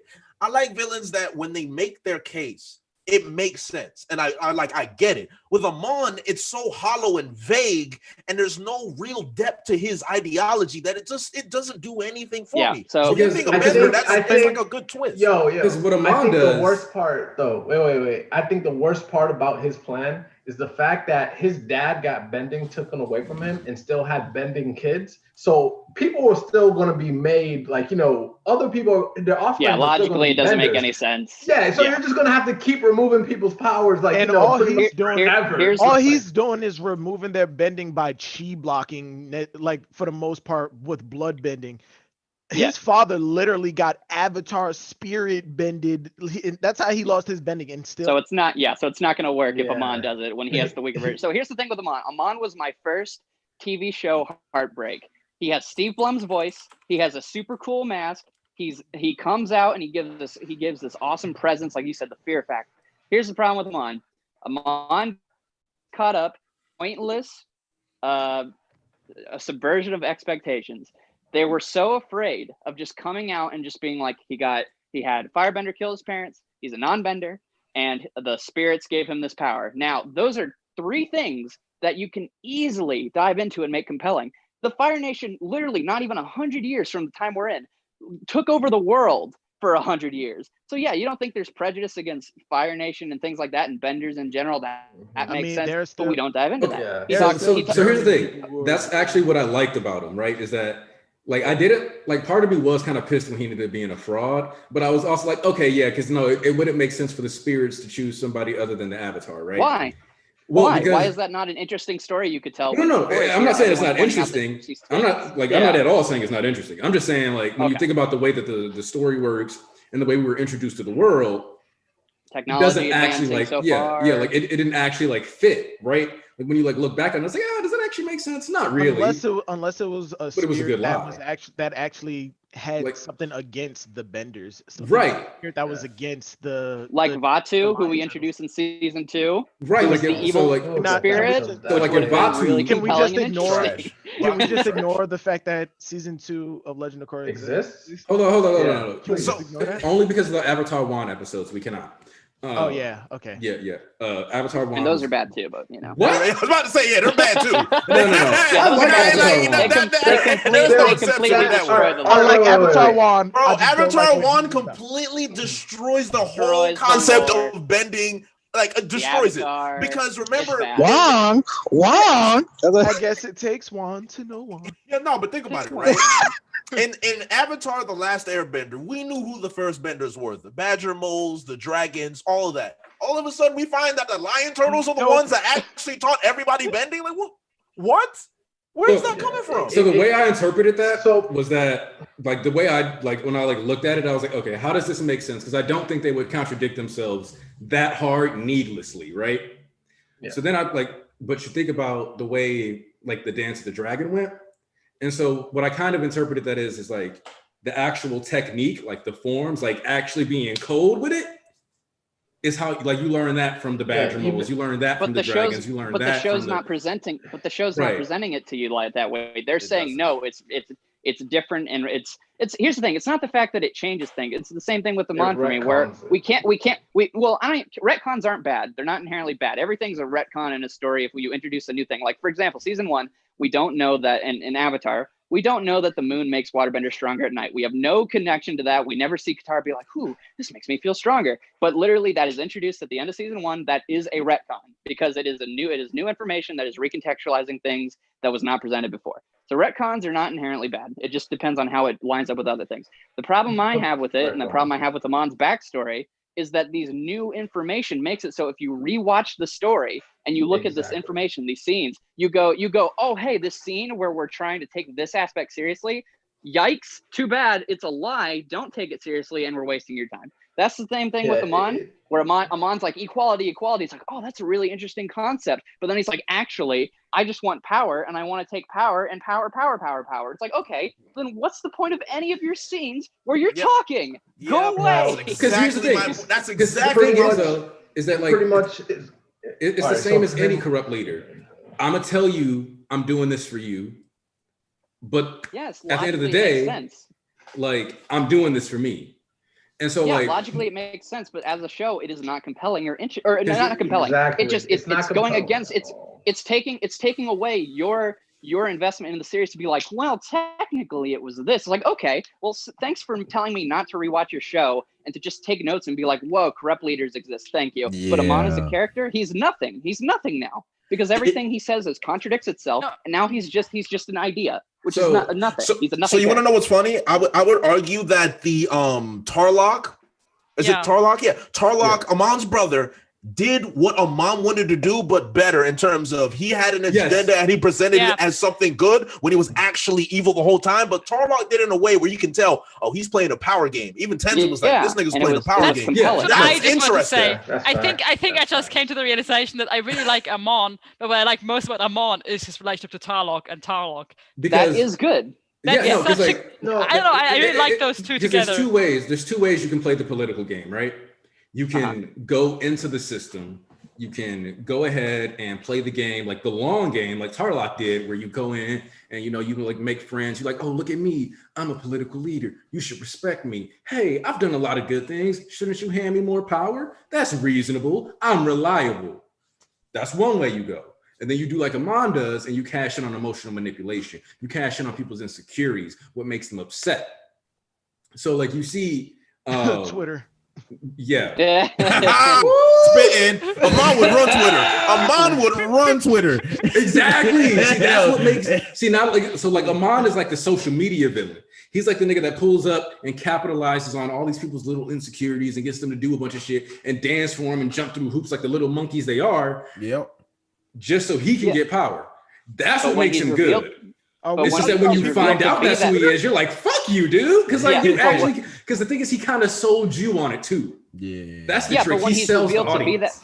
But when he's revealed to be that person, we find out that he is actually an idiot. First of all, he has paint that washes off in water. Dumb. And two, he falls into the water and he's like, oh, instinctual to save myself. I turn into a giant water tornado and fly into the sky. And it's like, oh man, that. Okay, I'm sorry, that was I don't think just reflex, guys. That was just reflex. I don't think any of us disagree that Amon turning out to be an actual waterbender, and the paint in water shit is stupid. You're a waterbender. That was so dumb. That was so dumb. You're a waterbender. That should have been the first thing you thought about. If this paint washes off with water, I might need to get some water resistant paint. The makeup like Suki has. Suki had like 100 years ago. Just make it make sense, Amon. That's all I ask. Just make it make sense. Look, it's a dude. Like he caved into toxic masculinity. He didn't want to check out what kind of makeup was going to be the best for him. Boom, done. Right. Oh, but Jay, that's true. If it was me, I wouldn't have done it.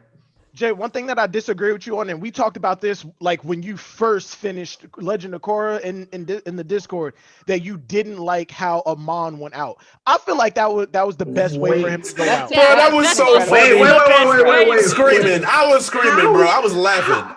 Silvers, explain now. He just exploded now. No, look, because he's an evil that. Well, okay, first off, I'm not gonna say it was the best thing narratively, because now you got the entire world worried about, okay, this evil dude disappeared. He's still out there somewhere. Now in the back of everybody's mind, you still got that looming fear. Narratively, that shit was stupid, absolutely stupid. But for me personally, how else would it work? Emotionally, yeah, it worked. He just reconnected with his brother. His brother knows that his brother is literally, they're like Zuko and Azula. Instead of just letting this evil exist, he sacrificed himself and his brother, even though that he has this crazy love for him. I can't let you continue. Even though you're showing that you're going to reform, I can't have that possibility of you going back to how you were.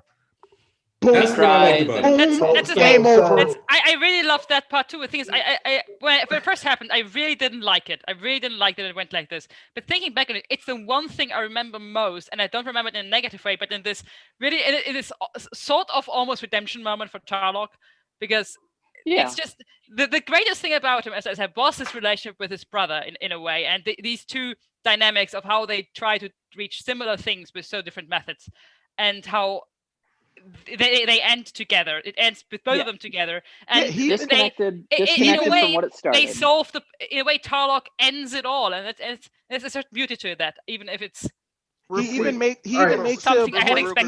a point to say that, like during the flashback when he was telling him about him, he was saying, "I loved my little brother," and then one day he just disappeared. He ran away. Real quick. Back to the original point, because I haven't watched all of Korra because I got irritated with it early on and just never went back. But just going back to the original Aang versus Korra thing, and like when Aniki said that Aang is a Mary Sue, like the only issue I have with the Korra and Aang is, like, in the beginning, Korra was 2 years old coming out like, fuck yeah, I'm the Avatar, pow pow, bang bang, and I'm like, that's cool if I was 12, but I think that Korra, like especially the beginning of Korra, would have worked better if everyone was still younger. Now that we're more mature and we saw how, like, the mature things of Avatar, I honestly thought that it would play more to that, and it kind of didn't. And like with Aang, like, even though you'll call him a Mary Sue, unlike Korra, he actually had 4 masters. Even though all four of his masters are prodigies, and Aang like didn't do very. Besides Zuko, but yeah. But also. Zuko had Iroh. I'm arguing he was a master. He had Zuko wasn't a prodigy, is what he's saying. Yeah, that's all I'm saying. Zuko's not a prodigy, but like Zuko had teaching from dragons and Iroh, so like he had the best teachers ever too. But I get you. Yeah. But so like my thing is with Aang, even though Aang learned the 4 bendings, you could argue that he didn't master any of them. I mean, they said he didn't. Like they said before the finale, they're like, you need to get better at fire. Okay, so but that's my thing, is that Aang wasn't a master of any of these things. He just had the tools that he had. He learned the bare bones minimum, and not even bare bones. He was like mid tier level of each of them, besides Air, and that's what he worked with, and that's what he had to fight Ozai with. But with Korra, it he was just has to deal with what he has. But with Korra, it was like she came out the womb using all her biddings, and then also like it felt like she had like when we saw her again in the like when she was like a teenager, it seemed like she had mastered all of them besides Air, and that was her only like focus. Where it was Aang, was like he actually had to. It felt like it felt earned. Like I'm not saying that we should. Aang really only beat Ozai because of the Avatar state. Yeah. Also, so here's the thing though, right? Like part of like technically you could argue that this is just a scaling issue, but like Ozai's kind of a bum. He was. How? Like because of what you just said, actually. An Aang with undermastered elements was like they were clashing high diff up until Aang fumbled the bag with the lightning. Like no, Aang never hits Ozai in their fight. It's they only don't act, like neither of them actually. The Avatar state popped that. Like neither one of them actually hit like a bunch of got meaningful damage on each other until Ozai started trying to shoot lightning, and then Aang was like, no, Ozai used the lightning. Ozai shot a giant fire blast and slammed him into a wall. Okay, yeah, Ozai had Aang on the defensive until he was pushing him up against the rock, and he got poked in. In the in defense of Ozai, also remember that Aang is the youngest Airbender master. Yeah, so he just does. He's a master. What he's known for. All right, hold on. Listen. Well, it's two masters versus each other in their respective elements of air and so it's like fire. The air and fire, two masters, and then you add the comet. That's Ozai buff, and then you add Aang. His buff is the other elements plus the Avatar state. How is Ozai a buff? No. Like think about it this way. Because what would have happened if Ozai didn't have the comet? Because like the issue that I have with that fight is that it makes me feel like if Ozai didn't have the comet, Aang was in fact ready to fight him. Of course, but the problem is the comet itself. Okay. Yeah. That's why Ozai's a bum, because Aang actually would have been ready to fight him if he didn't have the comet. But he's the Avatar. That's in a way my problem. That I mean, the thing is, I think that was always more or less a thing that Aang did get a lot stronger, so he wasn't at that stage to fight him weeks before the comet. It was something where he actually, in the end, had to rush to get there in terms of mastering his fire to be able to even engage him in the during this. Just like survive. Thing. So he couldn't have just run up to him a month prior, because a month prior he didn't know fire yet. But that was always a thing that they had to engage Ozai at the moment where Ozai was the strongest. So you always kind of wondered, couldn't they have just, engaged him like 12 hours earlier when the comet wasn't there yet? And I guess the answer is probably the entire Fire Nation stood in the way, and it wouldn't be there. To reach. Yeah, like that's like the only thing. It's like it's literally like, but if you it's like plot kind of made it that way. All right, but Ozai would have got to stay in the Oh, go ahead, Flo. I just want to bring up the Avatar state because Aniki said the only reason why he won was because of the Avatar state. They kind of made the Avatar state too powerful. Yes. Because literally, if you take anyone, no matter how strong the person was, like as a master, except for Zahir, for obvious reasons, if you fought an Avatar in the Avatar state, you're losing every single time. But I think that was the point of it. I think that was the point. Well, that's the thing. Yeah, I was gonna say you're all. Wait, let JD. But it also. So I think the problem is I don't think the Avatar state was too strong. I think Korra actually ruined the Avatar state because it made not Korra herself, but the story of Legend of Korra ruined the Avatar state because they made it too accessible. So they had to weaken the Avatar state in order for villains to actually combat her. And with Aang had to sacrifice something in order to gain the power to actually defeat any opponent, which made it something that was like, this is a last resort. And I think go ahead.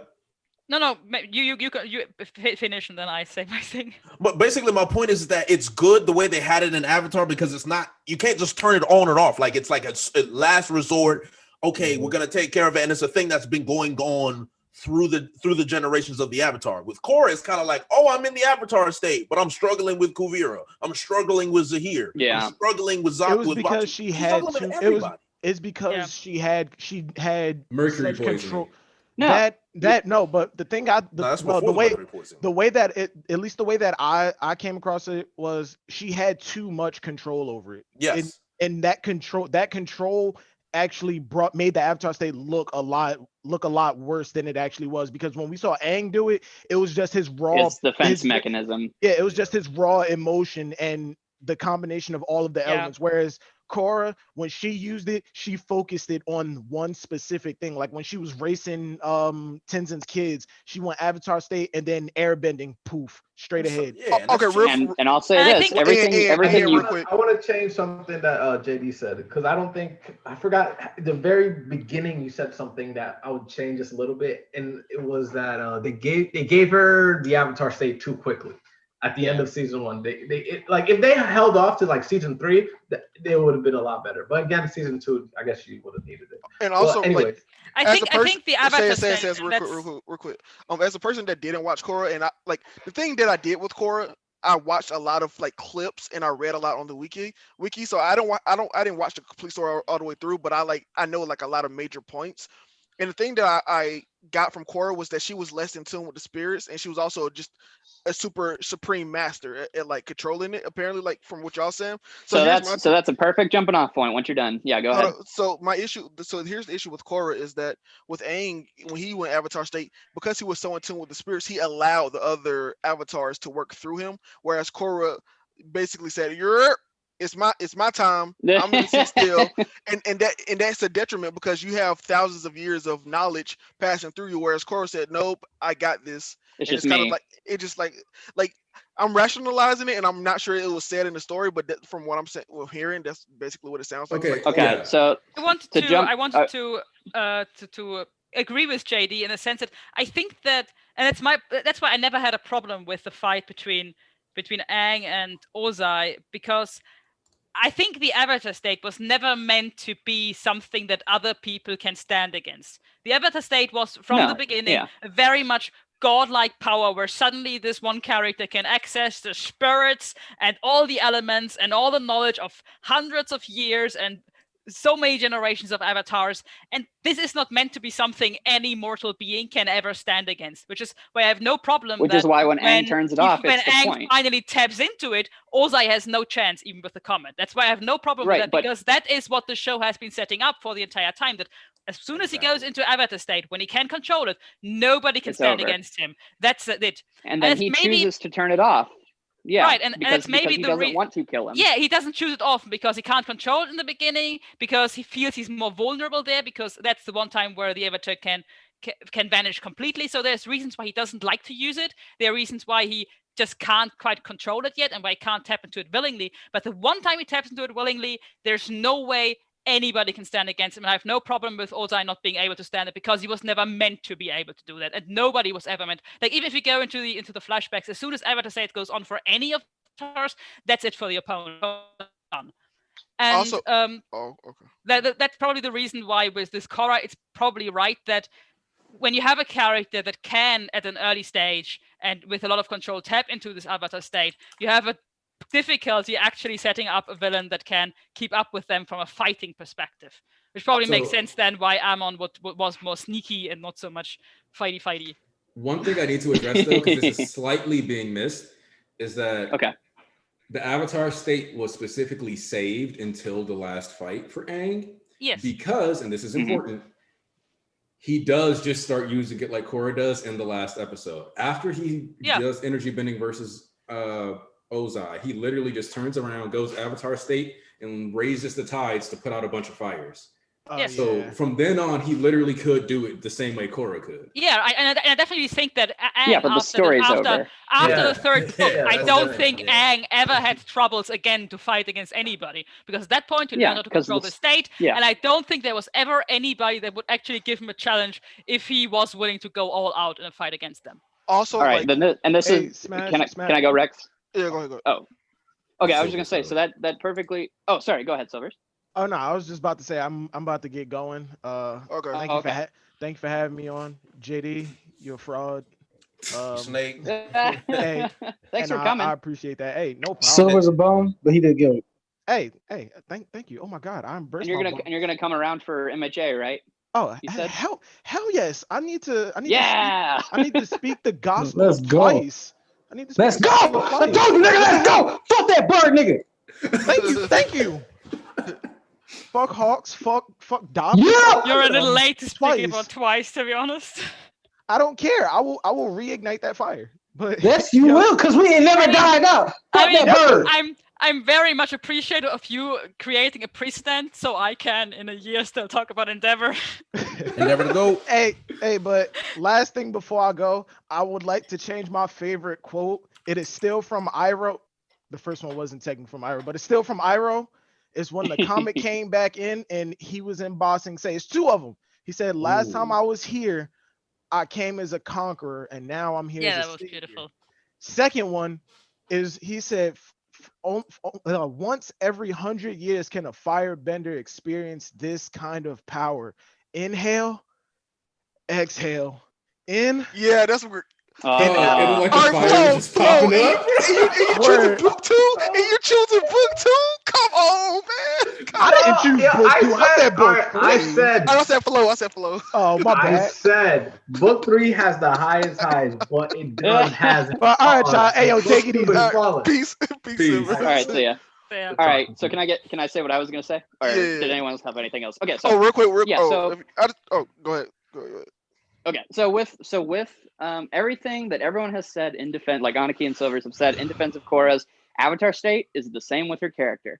Everything you have said is technically, logically true, but the problem is the way that the show presents these things is flawed to me in terms of like being able to emotionally connect with it. For example, you can tell me, sure, the Avatar state has this, and this reason for why it's weaker. However, the problem is, since you have set a precedent for Aang and you never reestablish that precedent in Korra never gets to the level of Aang's scary Avatar state, then every time I am watching it as a fan of Avatar, who the show of Korra is made for me, like it is, like they constantly reference it, they constantly clickbait you with Avatar. Ooh, where's Zuko's mom? Oh, we won't tell you. Haha, lol. Oh, Zuko's gonna appear here. We're gonna see Zuko. Oh, don't forget Cabbage Core. So exactly. So it is for me, but the same thing with the way Korra fights. Unfortunately, Korra is railroaded to a plot structure, whereas Avatar had a episodic structure. So in Avatar, you can have Aang beat the pirates, you can have him beat Zhao, you can have him beat this guy. You can give him W's, and it's not about like the W's and the L's in terms of like the stats. It's the fact that you look at Aang and you say, yes, this is a competent character who I can engage with his side of like jumping around and dodging, avoiding, because when the time comes, he wins. This thing is not done with Korra. Korra in season 1 fights a bunch of equalists, gets defeated. Comes into later, she goes to fight against like Tano, gets defeated. She comes in with the robots, gets defeated. Comes in to fight against Amon, gets defeated until she just pulls out airbending, and then the season's over. Season 2, she has Avatar state, gets defeated by a random spirit. Goes into a later section, gets kicked out of her own country by Unalaq. Goes into another place, gets kicked around by the president. It's not a matter of these things not making sense. It's that the story doesn't allow me a moment to be like, yeah, Korra, good job, Korra. I'm rooting for you, Korra. They just say Korra sucks, put her down, put her down, put her down, put her down. You feel like Korra got shit on too much. She did. Yeah, she does. And so I don't have a chance to root for her because the show is merciless to Korra. I agree with that. They beat the shit out of Korra. I mean, for a character who essentially already controls 2 elements when you first meet her, basically, did she control 2 elements or did she already three as a baby? She controls 3 elements when we first meet her, and she's going to learn Avatar state not much later, like second season. And she's a master by the time we cut to her being older. And then she's and then she's going to know the heir also rather soon, meaning still in the first season. And so she gets obliterated for every season. Everybody can defeat her. It's so weird. Yeah, and so the problem isn't that Korra's weak. The problem is that I look at her and I say, if you were winning these fights, then your bullheadedness becomes endearing. That's the way shonen characters like Luffy, Goku, that's the way they endear you to them early on, is they are bullheaded, but they win. They come out on top. Their grit and their determination, or even just their skill. So if Korra came into season 1 being OP, being a Mary Sue in terms of power, I would have loved that, because the point is that she needs to grow as a person, and then her fighting stuff, that's just taken care of. So it's the opposite of Aang. Aang knew who he wanted to be, but he had to grow in terms of power and in terms of facing the obstacles ahead of him. Korra is put into a position where not only is I'm supposed to be told that she is great at fighting, but every time you show me her fighting, she's either fighting Scrubs or she's getting defeated by Scrubs and the final boss at the same time. And so or the White Lotus you didn't never tell get us the some chance. shit. Yeah, no, and you're right. Logically, it makes sense, but it's not compelling. Go ahead. Yeah, and I also wanted to add, I hated what they did with Korra's fighting style. Part of what made the original Avatar so compelling is that each element had like, you know, a unique type of martial arts, Chinese martial arts to it, right? So everyone had their own unique style to it, and everybody who came in later, he still either had to add something onto it, right? And then they just gave Korra boxing. All she did was just pop, pop, and kick. I'm fine. Like it was so boring to me. Yeah. So that part, I didn't like that at first. And then I realized that it was another one of those things that was about like modernity and like modernization, where I'm like, okay, you guys should talk about this more and how bending has lost some of its soul. But instead they kind of like they just kind of like let you pick up the pieces like, oh yeah, like people don't do this anymore. Like martial arts. All right, but they don't present that point. Yeah, even to that point, one, they don't present it to it, and two, there's still people in the world who fight with like kind of just like a kickboxing way, but they use their element smart enough. Hooping airbending, bro. Oh my god! But they still use their element to the point where it's still very interesting, at least aesthetically pleasing. Hey. All right, Flo got exiled. Poor Tenzin. He's a master. He comes into the story, gets defeated immediately by getting zapped. Okay, well, I'll take it seriously. I'll take it seriously next time. It wasn't like he gets destroyed by a robot. He got jumped all the time. Like, yes, and that's the problem. That's the problem. They are crapping on their own characters. I can't look at Tenzin and be like, he's an airbending master. I just have to be told he's an airbending master because he loses every fight. To be fair, he was dog walking Zahir. He was whooping Zahir's ass, bro. He was beating the shit out of that nigga. I want to hear that. Tenzin was whooping his ass, dog. You got this shit last week. Clapping him up. I say, yo, Tenzin is whooping. That moment's incredible. Season 3 is the best season. That moment is incredible. Tenzin gets his moment. I loved it. But season 1, I'm just like, Tenzin, are you a character? Are you okay? Because you just keep getting knocked out. Please. Tenzin by far is the best character in the show. I would say that. I agree. Sure. My top 3 are Tenzin, Jinora, and Asami. I love Tenzin. Asami. Yeah, I actually like Asami Wait, a lot. What about Bolin? Wait, Asami? That's what I'm saying. Asami, bro. I like Asami more than Bolin. Bolin is just funny. That's it. Bolin is just funny. I don't think there's anything else to Bolin besides his humor, to be honest with you. Like his character arc is interesting in the sense that from the standpoint of like, if you've ever like known somebody who like really sucks at like figuring out where they belong, so they always like getting kind of like pulled around. So like that kind of person exists in real life. So I kind of like that aspect. Like I always like when characters are grounded. Like I actually like Ichigo a lot because he's a nigga that just like gets sucked into a bunch of stuff. Not a dude that was like, I'm gonna be the strongest. Like, no, he's just like, I got powers and I'm not gonna let y'all like kill my people. So I guess I'll do this. That's a good point. I mean, I don't think Bolin was bad either. It's just like Bolin is just like, for me, he was a funny guy. I think what I did like is I don't like the love triangle stuff. I'm not gonna lie, I didn't really like it. I don't like any of the romance in Korra. But I did really feel bad for Bolin when he was really trying to get Korra, and Korra just fucked him over. Like, I'm not gonna lie, Korra was what she did to Bolin was foul. That's just not cool. Like under any circumstances. That's when I stopped vibing. That's why I stopped vibing, because it's always my thing when like side characters get done dirty to that extent. But I'm like, really, y'all. So you go with the player boy, pretty boy, but you fuck over the sweetheart, and it's always like that. I'm like, but that's real life. That's real life, though. Yeah, it is. But I'm like, Mako wasn't even trying to be on that. He was like, look, I have a girlfriend, and she was like, fuck your consent, nigga, and like just kissed him. Like, So here's my thing, right? So because I do have to go, I gotta go to the gym. So before I go, I want to get this one thing off, bro. I hate Mako more than any other character I've ever seen in a cartoon series. Mako, bottom of the barrel garbage. Mako is garbage. JD, there's not one good Mako moment. There's not a good one. JD, you said any cartoon character? Any cartoon character. Bottom of the barrel. Does this include anime too? Includes Chopper. Yes, it includes Chopper. I like Mako less than Chopper. I'm not kidding. JD. So even Mineta? Because I know you I don't hate that. the little nigga. I don't hate the little nigga. He's just annoying as shit, but I don't hate the little nigga. You know what I'm saying? Oh, okay. Mako is garbage, bro. I can get on this. I agree. I can Because see it's that. like, I can see that. bro, he's a agree. hoe. He's a hoe ass nigga. Like, yo, that's your brother. What's wrong with you? Then you dump Korra. Then you start making out with Asami again. Like, what? Bro, I'm just... and then your girlfriend gets amnesia, and you're just like, yeah, everything was cool. Oh yeah, everything's okay. I'm like, you bitch ass nigga, where's your pride? Oh, Mako just made me mad all throughout the series, and they made this man a super smooth Sherlock Holmes detective with no inkling or evidence of that at all. When we first see him pro bending, I'm sorry. I hate this nigga, bro. I really hate Mako so much, dog.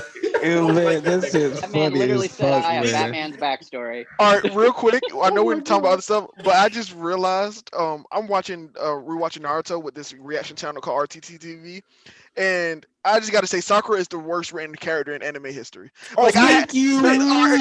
So like I have my issues with Sakura, but rewatching it, she literally Rewatching it is painful. Dude, this is what's crazy. They came up with the plan to kill Sasuke as the Konoha 11 or whatever. Yeah. She goes to Naruto because that's what she's supposed to tell him. She literally confesses his love. Not only that, she goes and knocks out Kiba and Rock Lee, messes up killing Sasuke, and then this scene is not talked about because I'm pretty sure everyone forgot about it, but now that I'm rewatching it, she goes back to the tent and she says, if Naruto and Sasuke are on the battlefield, who would I say first? I say he just tried to kill you! Bro, thank you for reminding me of that, because I've hated Sakura for a long time. The thing is Sakura is something, when I first read Naruto and watched Naruto, I didn't like her, but I didn't particularly care that much, but rewatching it is just painful. It's such a bad character. Like, so painful. Wait, somebody pointed out something in the chat real quick that I want to address from JD. Very much just summarize her entire dialogue with Sasuke. You at least don't respect him, like dumping her when she was wilding out at his job. Oh, I mean, Korra was, don't get me wrong, Korra had her own problems. Like, for real, don't get me wrong. Korra was, like, Mako was generally just trying to do the right thing, and Korra just snapping on him for no, I'm like, Korra. And it's one of the reasons why I don't like Korra. Yeah. Again, she's not likable. She just doesn't make sense, ever. Like, it's rare that Korra makes sense. It's very rare. So it's no doubt, like, if you can make me feel bad for Mako, you can imagine how much I hated Korra at that time. Season 2 Korra is the worst. So until she got amnesia and like mellowed out a little. I agree. Yeah, I agree. Yeah. So JD, are we going for Husky JD or Slim JD? We're going for Slim. We're going for the Slim. We're going for Slim. So you're going to Renaya. Okay. I'll never forget this. We're going to Naya. Well, good luck, man. Also, we're going to get there. One thing I want to say though, address something. Wait, Flo. I want to real quick hit something up that JD pointed out. I agree that you were right to dislike Zahir's ideology, but I think the fact that Zahir legitimately honored it is what made him a good character. So like when you factor into like season 4 when he was like, hold up, what?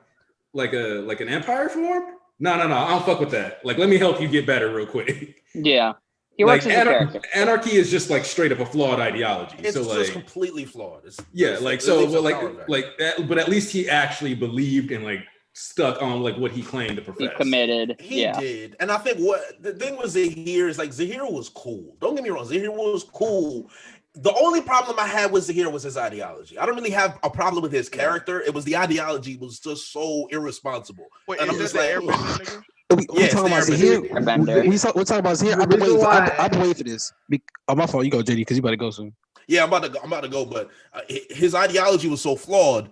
And then season 4, when Korra goes to him and he's just like, all right, I'm gonna help you. I'm like, what the hell is going on here? That was gonna be like that just it blew my mind. I'm like, how did we get here? Because the avatar isn't as bad as a fascist when you're an anarchist. That's just how it is. Oh my god! It was like one person that happens to have like more power than the rest of us, but isn't a government leader is better than somebody just like straight up hoeing a bunch of like people into like you and putting them in labor camps. Like he had that sense. Like I understand, but it was just so cheap, nigga. It was so cheap. It was just cheap. He's also the only villain she had that like if they lived through their arc, it would make sense for him like to help her in that situation because he was an anarchist. Yeah, but it's like she is like the direct opposition of his ideology, because the Avatar, even though she doesn't really rule the world, technically she decides the direction in which the world goes. And if he wants pure chaos, she shouldn't be helping the Avatar. The chaos that's going on right now, they're gonna revolt. They're gonna revolt against Kuvira, and they're gonna try and dethrone her. If anything, that's the anarchy that he wants. So why would he stop Kuvira? The way he looked at it was, she might not be stoppable. I guess. Okay, but how would he know he ain't even seen Kuvira? Yes, he does. He knows nothing's going on. I guess you can look at it. I guess you can look at it like this. Like, I mean, with Avatar Korra, it's like she may shape the way of the world, but it's like you don't know which way she's going, and she's still growing. Like, there's lots of ways she can do it. It's not like she has a stringent, strategic military rule that everybody's gonna be rolling like this. She's still experiencing. She's still young. With goddamn Kuvira, that bitch was like, nah, nigga, this is how we doing shit. Everybody say your head ball. You get in the skint. Get in the fucking gear. Get your ass alive. I want 2,000 push-ups by the end of the day. You don't do it. You go in the metal prison. I'm not playing with you. Well, Yeah, he was like, it's like the lesser two evils, I guess. Somebody else can beat her ass too. Like, yeah. But I'm out. All right, man. All right, Thanks for hey, coming JD. through. See you, man. Of course, great conversation. Thanks, guys. Yeah. Shout out to Anarchy, bro. Subscribe to my man's. He's on at one. He's almost at 1K. So let's get my man's there. Let's get him there. Hey, JD, I'm gonna follow you on Twitter. Follow me back. I got you, man. I appreciate it. Yeah. Peace. All right, take Hey, care, so since we're on the topic of Zahir, I want to talk about this. Real quick, East, because I didn't watch Korra, so my little point is gonna be like really short about Zahir. Again, I said I watched clips. The thing I know about Zahir is that he did something that Aang should have been doing, or Airbender should have been doing, like taking people's breaths away. I was like, yo, this dude is the greatest villain of all. Like, that's all I saw. It was great. I know nothing about him. I don't have the like same issues y'all have with him, because I just know that one scene in a couple clips I've seen from him on YouTube, and from what I've seen, he's the greatest villain in Avatar. Zahir is cool. But yeah, you know, this the reason why I love Zahir so much is that he was so compelling, and he was a man of principle. He wasn't just someone who just wanted to kill anyone. He's even saved people, like saved that little I forgot, who did he save? I forgot. It was like some kid was getting in an accident. He saved. It doesn't matter. But he was a man of principle. He was stern. He was cold. No matter what situation he was in, he was always calm-minded. He always he spoke from his heart. And I don't know. I can't put exact. The only thing I don't like about him is probably his ideology, but it's everything else about him made him a great villain. But he's still compelling. Yeah. Yeah. Well, like I said, you talking about rats? That's crazy. Like, even as a person who is straight up like, no, anarchy is like one of the dumbest ideologies on the fucking planet. It does not work. That is like straight up my stance on anarchy as like a belief system. Yeah. I still managed to like Zahir because at least he wasn't a fucking hypocrite. Yeah. Like he wasn't doing this like, oh yeah, I'm gonna do all this and then I'm gonna get power. Like, that was never like on the table. Like, they followed him because, you know, like it was just about like a means to an end. And when his tall queen, you know, bit the bucket, and he was like, well, let go. He became a god. Yeah, that was so cool. Flying should not have looked as cool as they made it, and somehow it was not cringy or bad at all. It was incredible. That shit was god too. But I got a thing about Zahir, but it's not just here. It's like the white, like his whole crew. When they were, this is my problem, not just with Zahir in general, but it's always like this. You have these, and I know other people have noticed it. I don't know who else has his pet peeve. You have these super duper dangerous criminals that get broken out of a prison in every series. Why are the guards always folded in less than 2 seconds when these criminals cannot be released into the world? Please explain to me. I understand if they break out, but niggas be getting folded in 2 seconds. They're like, this is the most dangerous criminal. If he were to ever escape, there would be chaos. I accept. It's just like, and then the next thing I know is like, all right, well, these niggas got. I just assumed that any guard that gets whooped was a like Coyote was like, oh, he got a cool design. Real quick. In the plus of One Piece, at least in the One Piece Prison Break, they actually did it like deserve to get away. It was like a lot of like shit. But Magellan, okay, like that's one of the prison guards, the best prison guards I've seen in any like Prison Break series ever. It's like this dude literally can kill everybody in this prison, no problem. That's my thing though. It's like, but it's like you could still lose. Just put up a fight like he did. That was like chapters upon chapters. Like he was doing some shit right. Magellan didn't even lose. He didn't Magellan lose. didn't lose. Like really. Exactly. Oh, it was That's a guard, right? That's a prison guard right there. That's like all these dangerous niggas in this fucking special prison don't need to escape. So we got somebody that's capable of fucking like keeping them there. All these other things, like, but like, especially with this here shit, like they got 4 niggas out. All these niggas do not need to escape, and they all escape within 2 seconds. I'm like, bro, come on now, dog. You couldn't find nobody to put up a fight. Not a single person. Everybody got folded in like 2 seconds. I'm like, bro, come on. What is you doing? This is disrespectful, bro. I mean, I never understand.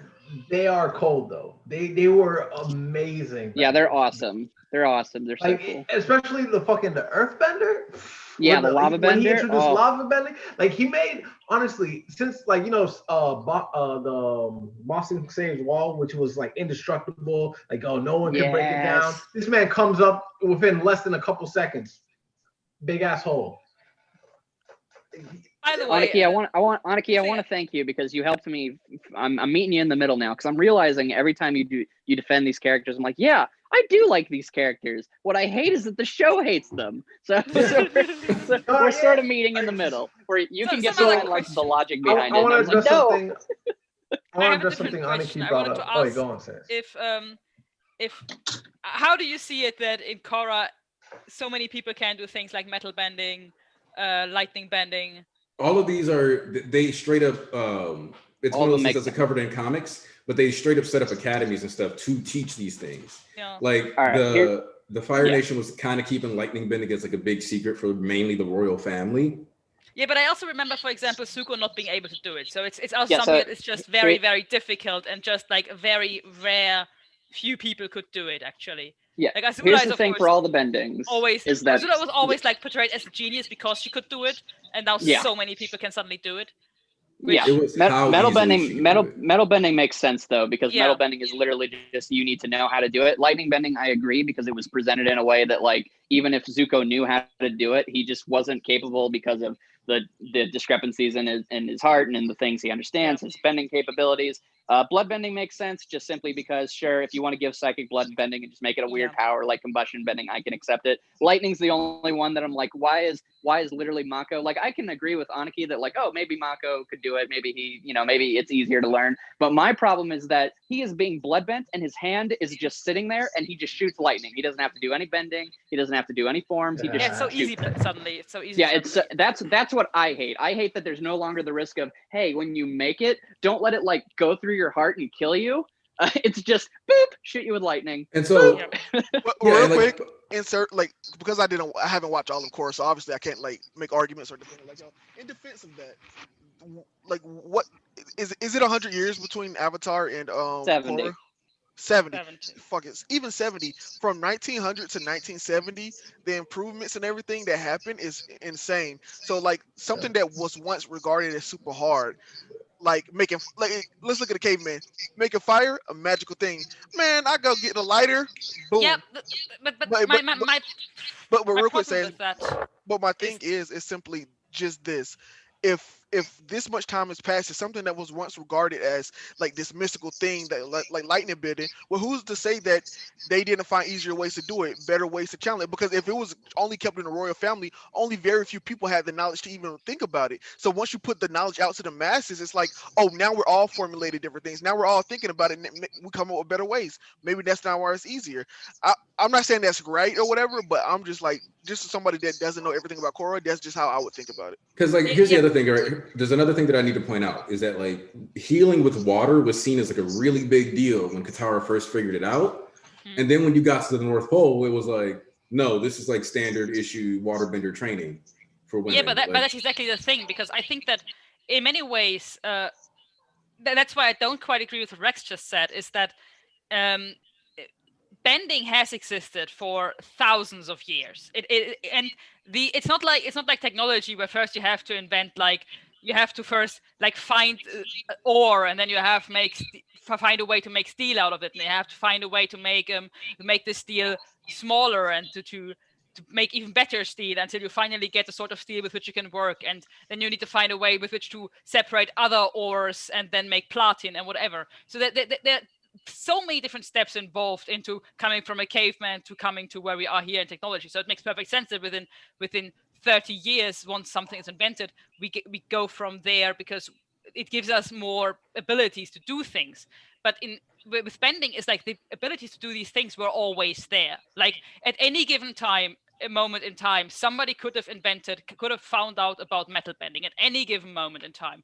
And Toph did it, and she was like this great genius, and it makes sense for me that she would then teach it to others. Well, it's because of the way she sees. It makes sense in a way that after Toph invented it, and because of who she is, now other people can do metal bending. With lightning, I don't quite agree with that, because lightning, it was always a thing that people knew existed, apparently. It was, of course, a secret between the royal family, but it was also something where within the royal family, as far as we know, it was something that was still very much a secret, very much something that only a distinct few that are very talented could do it. So Zuko couldn't do it, although Zuko is talented, but he's not a genius. So one thing you got to factor in though is that, think about the royal family members real quick in Avatar, that last Airbender. Now name one, besides Zuko, name one that couldn't shoot lightning. His mother, I guess. Was she a firebender? We don't even know if she was a bender. So yeah, like think about that. Azula could shoot lightning. Ozai could shoot lightning. Iroh could shoot lightning. So it's a 3-to-1 rack. It's like three. Like, so that's my thing with lightning bending specifically, is because if let's say there's at any given time there's 4 to 5 people in the royal family, and that's been going on for hundreds of years with the Fire Nation, and those are the only people that know lightning bending. You put this out to millions of people and try to teach them. Yeah. It's going to stick, and the more it sticks, the more people learn, and the more people do it, the more natural it becomes. That's why I just think that over a 70-year period of just teaching millions of people, whereas just instead of being at 5, like of course it'll become natural. But of course I haven't seen Korra, so I don't know how many people actually. Does every firebender know lightning, or is it no? Not every firebender. No, not everybody. But it's quite a few. There are quite a few. It's basically it's like if you're a good firebender, you can shoot lightning. Like it's kind of like the mark now. Like it becomes like it's kind of like how not every waterbender you see in combat uses ice techniques, but anybody who's classified as a waterbending master, you will see them use ice. You will see them use steam. Well, Zuko had issues balancing his internal energies and all kinds of shit like that. But yeah, so like there's certain things that you need to be able to do, just like flight when it's discovered by fucking Zahir. Is contingent, like hadn't been seen in a long ass time. Airbenders were aware of the like myth, they knew it could exist, but none of them had managed to hit the point of like nirvana effectively to achieve flight. I think it would be much easier with accepting all of this if we knew, for example, that metal bending had existed before, but was lost after the Fire Nation took over, because this knowledge got lost, that it was possible because they just ground down. You also got to ask how much metal they were using before, because like the Fire Nation is very blatantly technologically the most advanced. Yeah. So it's more recent that this would have been needed to be invented. Because the other thing is like when you're an earthbender, do you need metal? Like really, do you need metal like that? Especially if you grow up in the Earth Kingdom. No, because you just make your own house. and that's also so convenient, right? Just and also the thing with like the only reason I don't think metal bending was a thing before is because literally the way that metal bending came about was like the Big Bang, like what Toph happened to be blind and being able to see the minerals with their feet and like seeing the composition and seeing all like so like for me metal bending is a thing where like I'm not gonna say it's easy, but you just need to know the composition in the right. It's once you understand it, you should be able to do it because it's still part of the earth. So you just need somebody to discover it. Whereas with lightning, in my opinion, it's like it's not something that it's already been discovered, and 2, it's like all you have to do is just move the lightning through your body and have everything be at relative like peace or whatever in your body. And in a peaceful time, how many people are having anguish and hardships and stuff, you know what I mean? The world's at peace. I just don't like that he can point and shoot it. I want him to actually do the movement. That's my problem. I think it would have been easier if he's actually like doing Like If he he has has at to least do like a bend- breathing exercise before he does it. The way I looked at Yeah, it he has was to like, actually down and bend just in that particular scenario, I always kind of like chalked it up to like he did like one of those high risk plays where it was like, I'm gonna do a pro gamer move and hopefully not die, but since I'm gonna get my bending taken away here, I might still end up murked. So fuck it, Gotcha. risking it all. So, Yeah, so because- the thing but- is that oh, go ahead. usually when people are like tied down or tied up in the Avatar world, they can't bend, with the exception of firebenders when they like breathe out their mouth, right? Yeah. Like usually when a character is like handcuffed and chained, they can't bend. So it's Like very Hammer. weird that all he needs to do is just go like, all right, just point my fingers. And that's it. yeah, it's Well, also, weird. but the thing I will say about lightning is, I assume that you can do that with lightning. I like the way I've always seen lightning in Avatar is that if you want to, you can just shoot it out, just like point. You can't see me, but I'm just pointing like a gun and shooting it. The reason you don't do that is because it can hit your heart, and that's why you have to redirect the whole flow of lightning so it can pass through you and shoot it out the other way. So, like the way I always technically looked at it, lightning bend is like, yeah, you can do that. But the reason you don't do that is because you're minimizing the risk of it actually damaging you. That's why you do the form and the movements and the technique.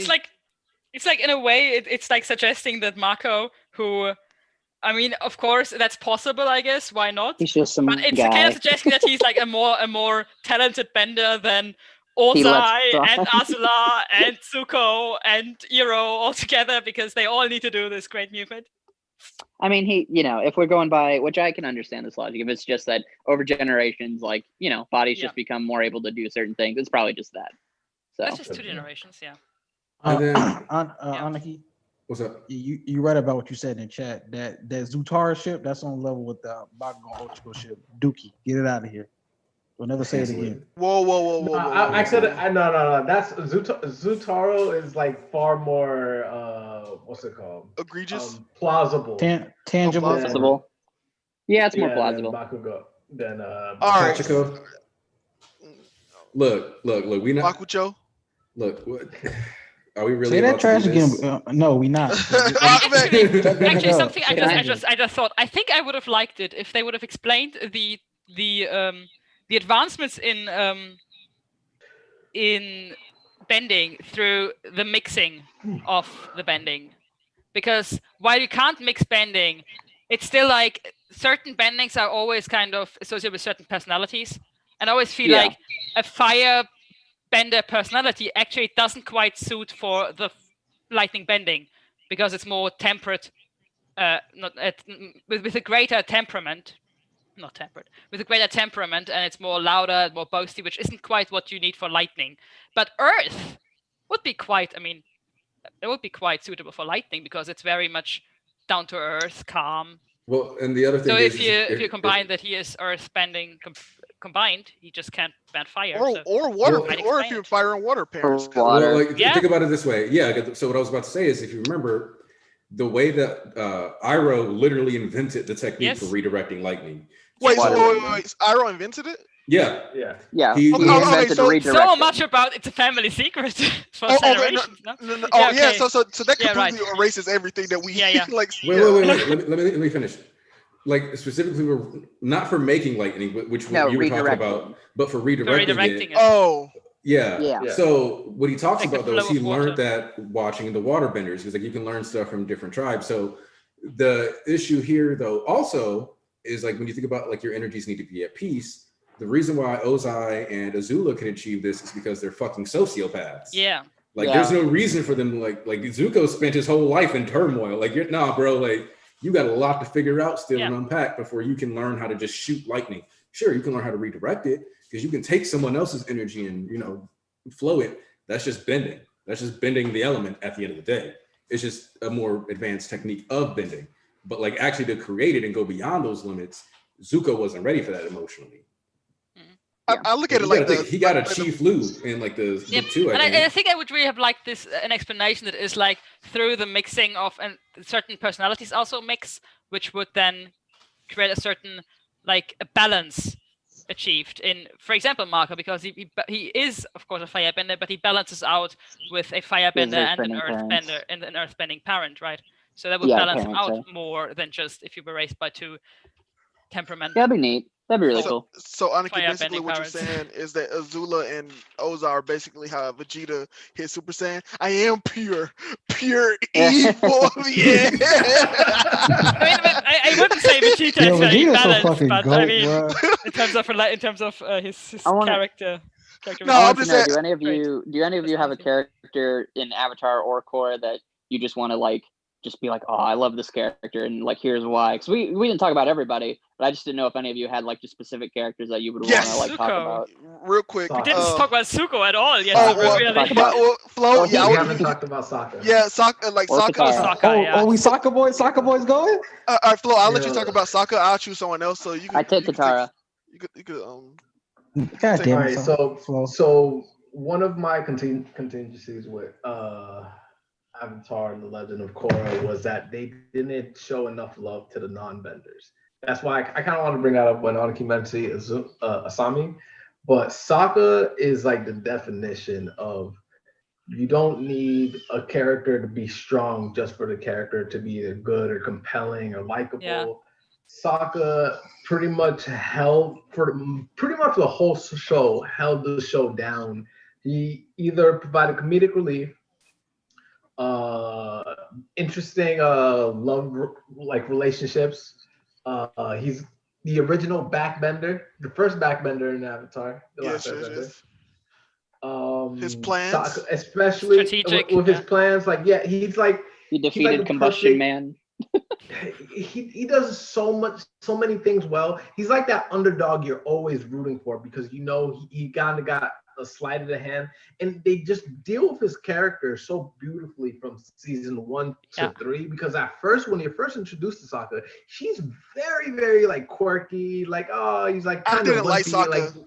He's Yeah, but the sexist. same thing could be same about Katara at the time, right? Because Katara was Yep. very cry and blah blah blah. But then you go to season 2, and now he's getting more confident. And by season 3, when he learns the swordsmanship and he's making plans, like there's more than one way to be useful in a show, right? Or movie, Canonically, comic, whatever, right? Sokka is responsible for the invention of the submarine. Yeah. Exactly. Basically. Sokka's the perfect does example so of a character much for who, if Team you said Avatar. he lost every fight, yeah. If you said that if you put Sokka in Korra, he would lose every situation because they would crap on him and put him against benders and he'd lose. But in Avatar, they give him so many chances to shine. He's so great. I love him. I really love that they put a lot of emphasis on just how much he is aware of that he is not a bender and is in a fight. Therefore, in many situations, at a disadvantage. But how much effort they put into trying to give him something where he can be more useful than anybody else in the show. I want to talk about. Before you go to that, I want to ask Ian, since I know you read the comics. Do you know did Sokka get his sword back? I don't know. I believe he does. I believe they mentioned that like he went out with Toph and like, unless this is just like a fan theory that I thought was so funny and I'm just remembering it, but like Toph is like his metal detector and they just went out into the forest and tried to find it. But it's not metal. It's like well, I mean, space meteorite metal. stone. It's like Earth or whatever. Space. If it's still from Earth, space, right? then it Still can't be Earth. Yeah. Yeah, wait, can we talk about that? Can we talk about that? How did Toph learn like it's not Earth? It's not Earth. It's space Earth. It's rock bending, technically. Oh my god, Space dude, that was so. I was like, Toph, like she made the Nickelodeon Splat logo. Yeah, like it's literally out of this world, and like you don't know the material composition, nothing, and you just immediately does it. Oh, yeah, I think it would. It would still be different. some earthy chemistry, chemical, I guess. Man, real Mary Sue is Toph. She's crawling on the ground and she's kicking rocks. Like, what? Toph has always been very much the perfect character. She's blind, that's her weakness, but that aside, she's perfect. I want to talk about Sokka before we get off of this because that's the only other character. That's my character I want to shine, but Flo stole it first. But I ain't got nobody else I can go in like Sokka. Yeah, go ahead. Sokka is the pinnacle of what I like to call a side character, and the side character, the main cast. God damn, that's how you write that's how you write somebody that's not the MC, man.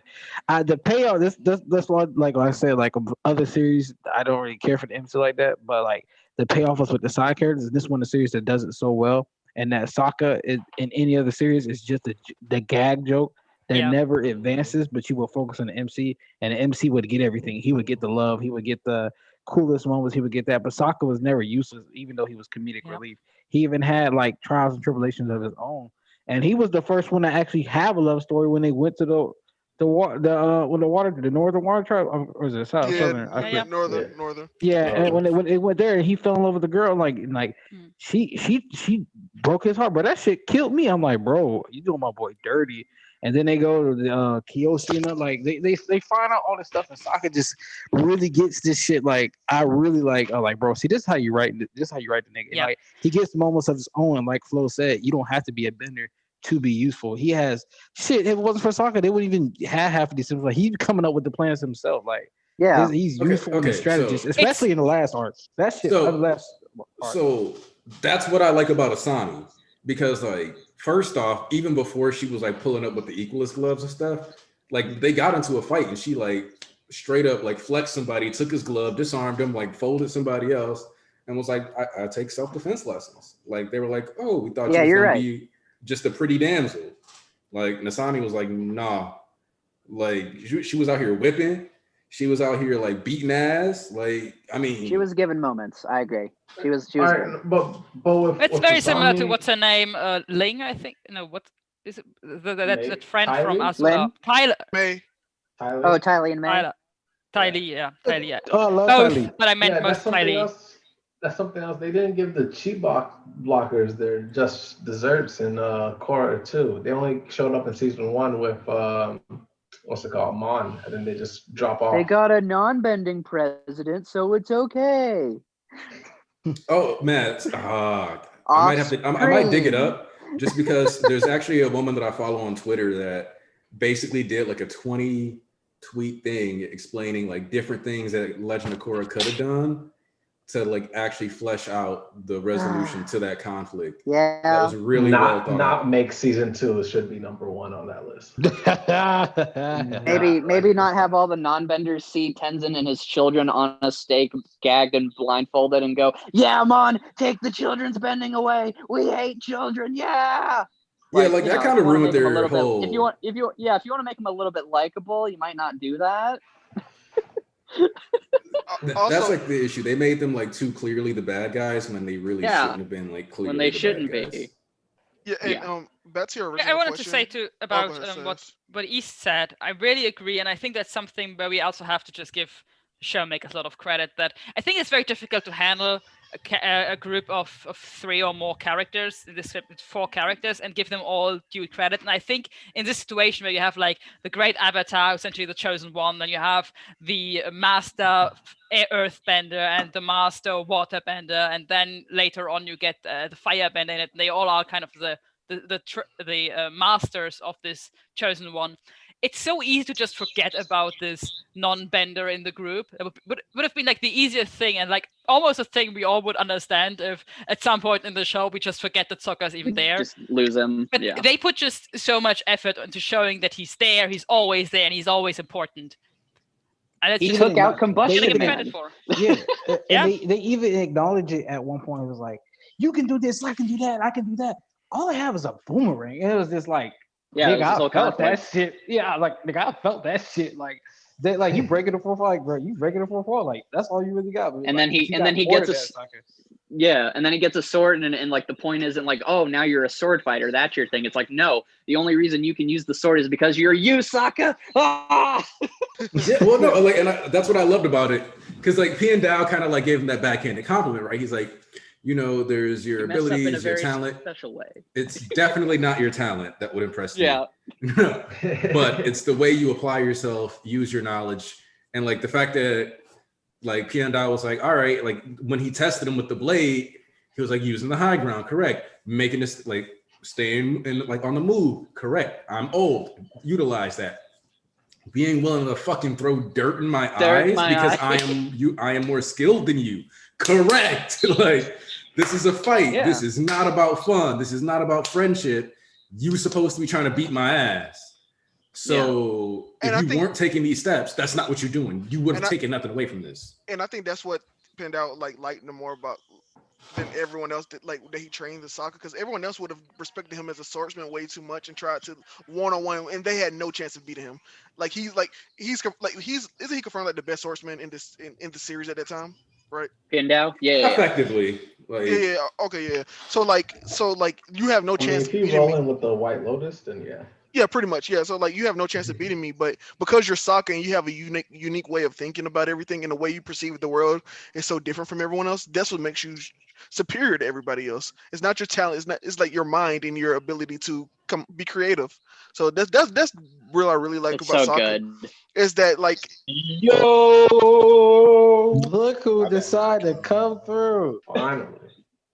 yeah, but yeah, what's up, Ponzo? But like honestly, like what I think that makes Sokka like such a well-written character is that you could have easily had like some redemption arc of Sokka like learning some cool abilities or something like that, or like somehow getting bending, or somehow like finding out that he actually had water bending, but he had this rare form that just took like there are so many ways you could have gone with Sokka, but the fact that they kept him grounded and they actually just like made him like get W's in different ways, it was just like wow. That's why I like Usopp so much. That's why him and Usopp are my favorite characters from their respective series. But that's neither here nor there. all right, Don't disrespect Bonzu, Sokka because you like just that. got here. We got to hit you with the main question that we immediately throw at everybody real quick. From Avatar: The Last Airbender, the first season, which is your favorite book? My favorite book must be the second one. I will say the Earth one. When they meet up, when the fight with Azula ends with. Oh, I thought that he was dead. Really, I thought that he was dead. When the tension in the last episode was so well done, and the character development of Zuko throughout that book is so fantastic, man. The way that he goes in search for himself and everything on his own, traveling around in these lands that he doesn't know, he become a big brother for some people, an assassin, and he does everything, man. And you see him evolving, and you get also the side of the first episode when he learned about the Avatar state and how and what it is and everything. Man, that season is so golden for me. The moment that he met Tough, man. Oh, bro, Tough. She is the best character in the story for me. Really, my favorite character Not is bad. Tough. Hey, go off about her because we were going off about certain characters. So Yeah, so like you get to take lead. You came in the latest, so we give you more You time. didn't check your- So you you didn't want check to your talk phone. about why you love Tough? Start spitting. Oh, real quick, I gotta go. I love gotta her Oh go. too. shit. Okay. So Hi, Rex. I'll be here tomorrow. What's the next stream? Teen Titans, Young Justice, Teen I Titans won't Go. be there tomorrow because I don't watch Young Just like I've only watched the first season, and I That's haven't fine. rewatched Teen Titans. So like I probably won't show up. I'll probably show up later because I'll let y'all get y'all shit out and like come in. I'm like, yeah, it was cool, and then be quiet for the rest of the stream. But I mean, you could show up and be the Go defender. JD might pull up and be there with you. Be the Hoodoo defender. The Titans Go defender. Oh, he likes it. Yeah. Oh my! I'll be there. Oh my God! Let's go. JD, yeah, like I talked to JD about it, so he might be pulling up for that too. All right, cool. Well, I'll see you guys later. Be safe, stay healthy. I love you all. Peace out. Well, love you too, Love you, Rex. Rex. Bye. Aniki, check your phone for the thumbnail. The Avatar Goat stand gave it the approval, so I'm sending it your way now. All right, bad. what do you like about Toph, Ponzu? So what I like about Toph, the fact that she's blind. That's one of the first characters that I thought that I saw that was blind in a Western animation, and that she was useful. You know what I mean? In anime, you get this like Shiryu in Senseiya. He blinded himself. He tried to fight with his handicap because it is something that he had to learn through the story and using the power system and everything. And yeah, she does the same thing, but her the way that she was trying to being tough because she knows that her family treats her like something that's a doll that could break at any moment, you know. That's why she acts like she's a tough girl, that she's like rough as a rock, You can she's hard as a steel. You can hurt her feelings and everything. It is so, and she's also really speaking. She's always trying to say how the things are because for her she can't see things, she can just feel things, you know. So if she feels that you're like your heart is lying, she will say to you, "You're lying." You're saying, you know, she can. She does the illusions that we see every day that we try to not see. She sees it, she heard them and feel it. And she act like this. I really love the character for the fact that she's the young brushy one. On she trains on the way that she trains on to face his problems because that's something that he had to learn because as a weaver, as a airbender, just want to learn from his problems, but for to learn the earth bending, you have to face it right too. You have to go through like the mentality of going bulldozing through things, tanking things. It was something. I watched the series two, 3 times, man, and I can tell you that she's so much in the story, so much in the story. She's a character in his own. She's not the blind girl of the group. She's the the strong girl of the group. If you know what I mean. The brashy one. I didn't read like all the stories like between Avatar, Korra, Legend of Korra, and the first series. But yeah, I really love this character from the bottom of my heart. I would like to have a kid like this. Really, just be playing with a girl like this, playing video games with a girl like a girl like with the character of stuff would be awesome. You know, having your best day as dad with a girl like this, that would be that's a dream daughter for me, really. Yeah, Top's awesome. See, that's like how I feel like Aerie would be the perfect little daughter. Outside of the fact that she could accidentally teleport me out of the world. She's such a sweet, wholesome little girl. She's a sweetheart. I'd let her do it. It's my fault. I should have gave her more snacks. Yeah, it was my fault. Yeah, she wanted her juice. I was being rude and wanted to finish my game. Yeah. Oh, yeah. And you guys, I'm curious. You were talking about the series, so I don't know what I missed really. So, do you like Korra? Do you like Legend of Korra? I like it. I like what they tried to do. The villains were really well done, I will say. Unalak was weird. Unalak was a little bit downlet, but everything about Zahir was something that I never saw coming. I never saw coming that it is it is like philosophical and everything that you just in watching learn when I watch videos about him. The first time that I watched it, I didn't get that he was so deep and so well thought out. So yeah, Kuvira, I like this character too. She was the kind of Hitler I didn't expect. No, not Hitler, but you know what? So like that emperor that wants that I didn't have something like this in the story. You know, mainly in a story like that I really love, Red Storm. The one who tries to build empire is the main character. To build an empire to protect his people is the main character, you know. So we see through everything through his eyes, and I saw the same thing with her, you know, where she sometimes what she was doing was the bad thing to do, and everything. It was really something interesting about how an empire we can build an empire, and somehow people can how what sometimes go wrong when you build an empire. It was really a sort kind of lessons for me for my own story and everything that I'm writing right now. So yeah, really fantastic. I will say in character wise, concept wise, the story of Legend of Korra is well done with the equalist and everything. I forgot the name of the first villain. Amon. Amon. Yeah, the fact that he was like she tried to assemble the non-benders to revolt because it is normal that when you have the power to control elements that you would be the nobles, the higher class. in a world like this. So it was well thought. But story, I will say, character-wise, for the main characters, it wasn't like like the first one. The first one was more. I think it's because Avatar is also like the reflects also really well the story, the Aang as a character, being that he was the last Airbender, Airbender.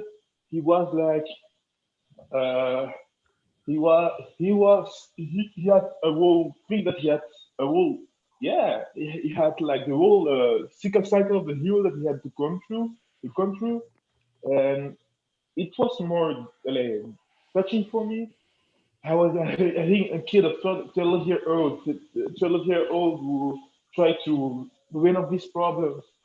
I was like this before, so I can understand the way that his mindset.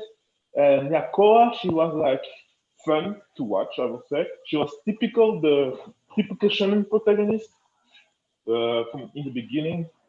And the end of the story, the character, the evolution of the character was well done, I will say. But yeah, it's not overall. I don't think it is better than the Avatar, the Avatar. I forgot the name. Avatar, the last. Yeah, that's fair. But I do like the fact that Fonzu agrees with me in the sense that Korra is very much the typical shonen archetype. Yeah. But one thing I will say, Chief D hater, which I love the fact that you're actually not hating at all. That just happens to be the name. I've only watched Ben 10 Alien Force, and Ben 10 Ultimate Alien. Same.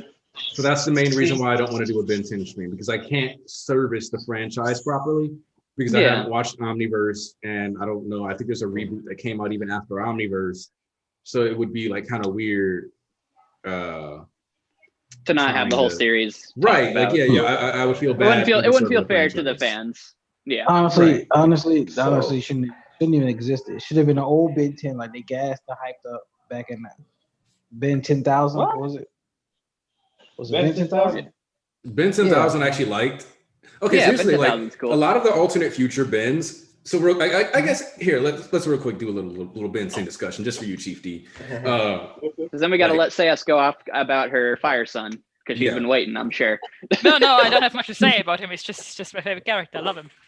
So like with Ben, because you guys mentioned like Ben 10,000, like so when we got Future Ben and the first one where it was just like, oh yeah, like I could just like pop through the Omnitrix or whatever. Like, all right, cool. I loved when we got Ultimate Ben, even though like a lot of people don't like the Ultimatrix. I loved Ultimate Ben. Yeah, me because, too. Like just the idea of him being like, I scan myself into the Omnitrix, and the ultimate form of me is accessing everything in the Omnitrix while being cool. Me. Like there was a certain level of like, all right, that's like some flex guy shit right there. Like, and it wraps around from dumb to cool. Yeah, and there's a lot of, and the thing is that I also kind of just enjoyed different ways, like the seasonal, like when he had the cold is like, and he got sick. So when he transformed into Heat Blast and he had like Ice Fire. Or the combinations, like Heat Jaws, where he's constantly killing himself. Yeah. Or like even when you look at like the Ultimatrix, like some of those evolutions I actually enjoyed a lot. Yeah. I agree. Like Swamp Fires, like when he turned into like the big bulky thing and then had like the pods that he could like toss and like bust to. In general, like I thought the Ultimatrix was actually kind of fun, and it was like a weird take on the Omnitrix, but I think it's something that when you like look back at the way like weaponization is done, that 100% is what somebody would have made. Like you can't tell me somebody wouldn't have been like, what if we could make the aliens we scanned even more murderous? What if we weaponize them? Yeah. Like, well, we weaponize the weapons. Because like originally the Omnitrix was just like, oh yeah, like we'll scan people and we just happen to be able to turn into all these aliens. The Ultimatrix it was to kind of walk a mile in their shoes, basically. Yeah. Yeah. The Ultimatrix was literally like, no. This is a weapon. Yeah. Like this is meant to kill. This is to destroy. Who's your my favorite alien to this day? Diamond Head. That nigga's so wrong. Diamond Head. Diamond dude. Yeah, that nigga's so raw. I don't know why he just raw. And then he came back later on and he had like even more abilities when he found out his actual race. I was like, he's like, you could do all this stuff. I was like, yeah. It's like, yeah, you do a lot, bro. You kind of slacking over here. Let's see. It could be the moth thing that like popped up in Alien Force because I actually really love the ghost moth. Yeah, I know what you're talking about. Those niggas are scared. I remember they had the whole. I know Is that Big Chill? No, Big Chill. Big Chill. Oh, yeah, Big Chill. Yeah. He had to clean his intro. Big Chill. I was like, this nigga gas. Oh, I'm trying to think what else. Like, I love when Ghost Freak broke out of the Omnitrix. That was fire. Yes, so cool. Like, yeah, the fact that like some of the aliens like personalities and stuff like stuck through and like came out later. Yeah, no. Vilgax is awesome. I'm kind of upset that apparently Diamond Head is the alien that's supposed to be able to beat him when in the original fight Diamond Head like punches him and breaks his hand because Vilgax is stronger than Diamond's, but which is awesome. Like Way Big was a cool concept. I love that Alien X was like the coldest alien of all time. But couldn't get shit done. But you have to get into a political squabble before you do anything. Like you have all the power in the world. Because so like when we were talking about like, oh, what are like your favorite lines and jokes from Avatar? Like here, my favorite like moment was probably like as a joke was when he got into Alien X, got into the political world, talked to them, and they're like, all right, no, we need to handle these other motions. So should we save the dinosaurs? Like what? Yeah. Y'all have been arguing that long? No wonder the motherfucker's dead. Yeah, it was like, should we save somebody who died like 3-4 million years ago? And the other thing is like, he probably could have done it if we're being honest. Like Alien X is kind of arguing. There's I heard there was a point in the story. I want to say it's something multiverse, one of the newer bends where the like reality literally collapsed on itself and then like everything is just being destroyed and then he went to Alien X to recreate reality. Yeah, he recreated the universe.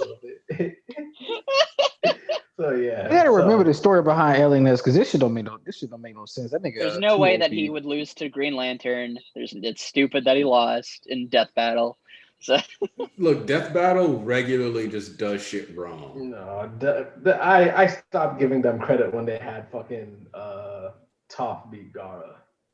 That makes no sense. The way she moves in that fight is nowhere how she moves in another thing. They gave her anime speed, which Gara has, and she doesn't. She should die. I mean, shit. Like what they did with the Ichigo versus Naruto fight didn't make sense.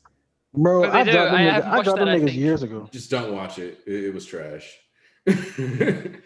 Also, years ago. Because we're talking about Ben 10, that also makes me think about Generator Rex and how I actually really like Generator Rex. That shit was tough. But I need to I actually kind of want to go back and rewatch Generator Rex, like just because that was. I heard it was really good. It was actually really enjoyable. But it's not good. Bro, the craziest thing about Generator Rex is like that arc. I forgot the dome, nigga. That shit's so scary. It's just a lawless city of basically a bunch of monstrous freaks and with no control. Yeah, it's just like Hellzone. Like that shit was so scary when he went down, like bro. And what was the Agent Dexter one? What was that nigga's name? 6. Bro, that nigga so fire, bro. And you had a talking chimpanzee that spoke. I'm like, come on, man. Who write this shit? This shit is so clean, dog. Dr. Holiday was the moment the kid I realized I like girls. It is. I'm gonna have to head out soon, so I just wanted to get your last bit out. Like I could say for a little bit longer, but I wanted to steer the conversation back into Korra because I do have a lot of fucking gripes with Korra. All right, go for it. Lightning round. Here and there. All right, so beginning season 1, it started off very, very interesting. I like the concept that the non-benders, did feel powerless because it makes sense that a marginalized group in society would feel powerless against people like the benders, right? So I was like, all right, this is cool. What I would hope that they did is that they had a non-bender in the group, like say like Asami, like show the side, like like it's kind of scary living in a world where people could shoot lightnings out of their fingers and then you can't really do anything. So that it makes sense why Amon wants to actually like fight back against this. Like like you can't be the only one with all this power. We have to be on a level playing field. It's not fair. But then all that gets taken away with we find out Amon is a fucking waterbender and just like okay. So the whole season 1 kind of just went. It was good. It was good. It was like then it kind of just fell completely flat as soon as how Amon went out and Amon being a waterbender just completely ruined season 1. Season 2 was complete dog shit. There's no reconciling season 2. There's so many. I don't even know where to start. All right, let's start with like the spirits, right? So one of the retcons that they did with Korra is that the spirits were good and bad. In the original Avatar, that was never the case. Spirits were just spirits, right? So like remember the panda spirit, the face changing spirit, they weren't like inherently good or inherently bad. But for some reason they wanted to make it this what's his name? Batu and what's the other one's name? Vata? Brava. Yeah. So Kite 1 and Kite 2. Yeah. Like, and I honestly I hated the just good versus evil type of arc just in any show really, because it kind of gets boring because it makes moments like Aang trying to contemplate to himself, thinking, should I kill the Fire Lord or not, right? And then a lot of the previous avatars said, like, yeah, you should do it, you shouldn't, like, do what makes you feel right, but like, remember, you're the avatar. It was a lot of introspection. It was not like, you're inherently good or inherently evil, but that just kind of just gets washed over with Brava and Batu and this weird thing. And that one probably ended even worse than season 1, where you have fucking laser beams shooting out of Korra's chest, like it completely transforming the very intimate fighting styles that we grown to love with the bending system, and then you just want to have Kamehameha blast with giant fucking spirit monsters just going at it, just like, all right. Season 3 was the only redeeming thing about Korra to me. They had an interesting villain, had what's it called? The Red Lotus? What was that? The Red Lotus? Oh, the Red Lotus. I forgot they were called that. But the Red Lotus was very interesting. Season 4 was really, really, really boring to me. I hated Corvira. It was just like that classic, oh, I'm a dictator. Same what Amon, I just want power, power, power, power. They introduced again another giant mecha thing as the final villain, and I hated how at the very end they didn't even say that Korra and Asami were together. They just very strongly implied about it, and I know the creators came out saying that they are like a couple. It's just that if you're gonna do that, I don't want a character just to be together at the end. You have to build up something to it. And on my rewatch on it, I saw little hints here and there about how they were, getting closer, but it wasn't substantial enough to be like, oh yeah, of course they're gonna be together at the end of the series, right? So it was just overall, Legend of Korra was a lot of good ideas.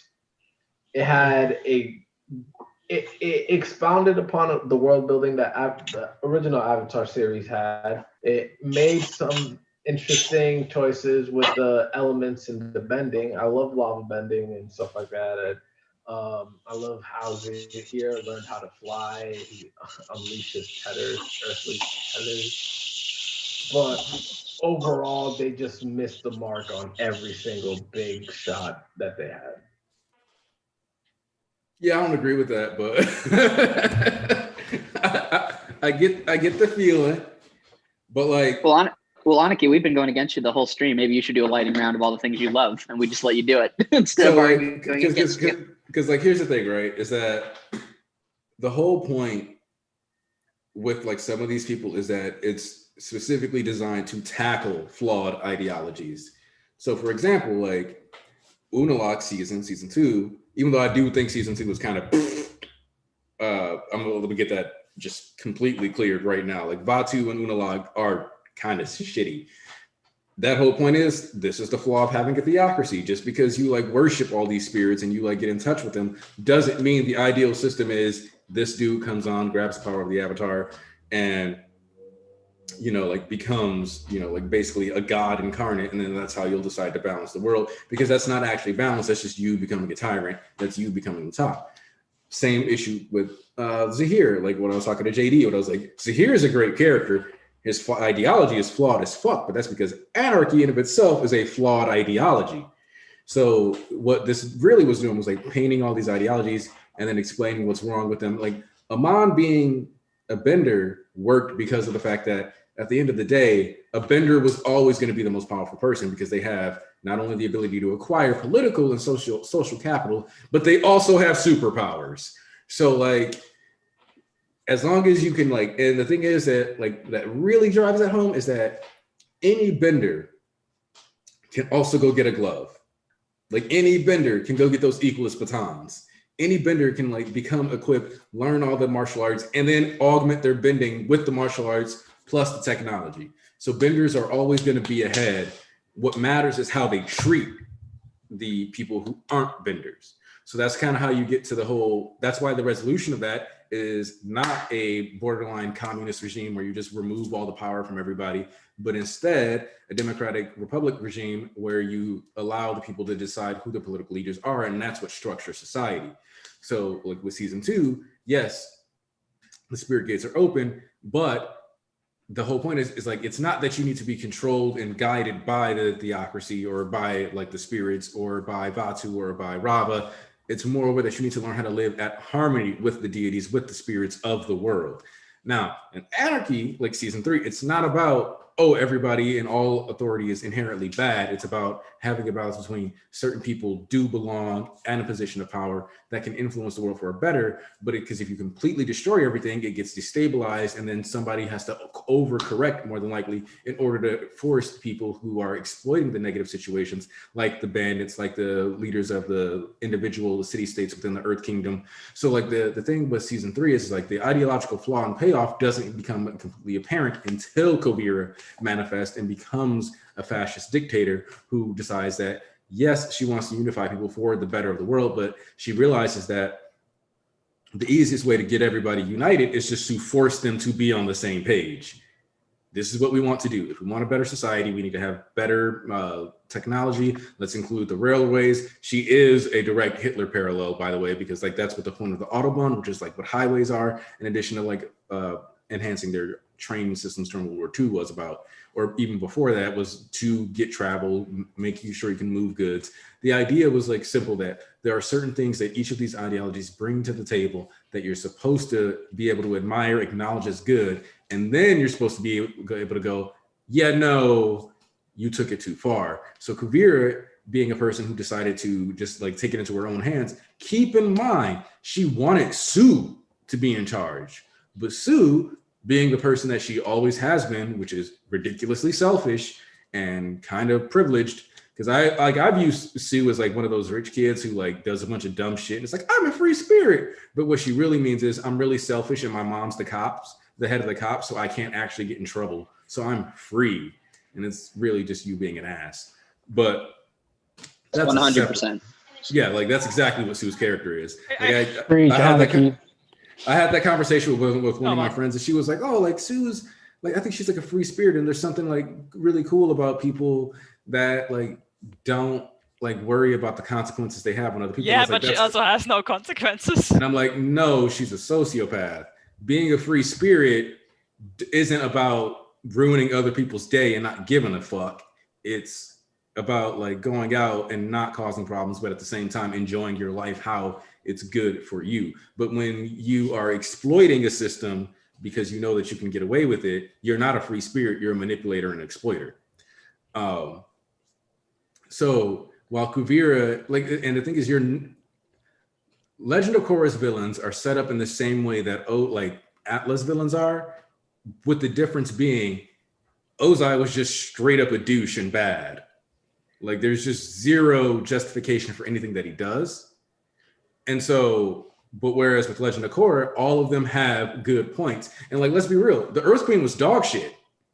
So while Zahir was wrong for wanting the Earth Kingdom to switch to anarchy, I did not feel bad when he took that hoe's breath away.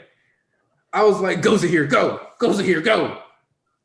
Ah, it's about time an airbender suffocated somebody to death. I've been praying for it. So I love that. I love that his thing is there.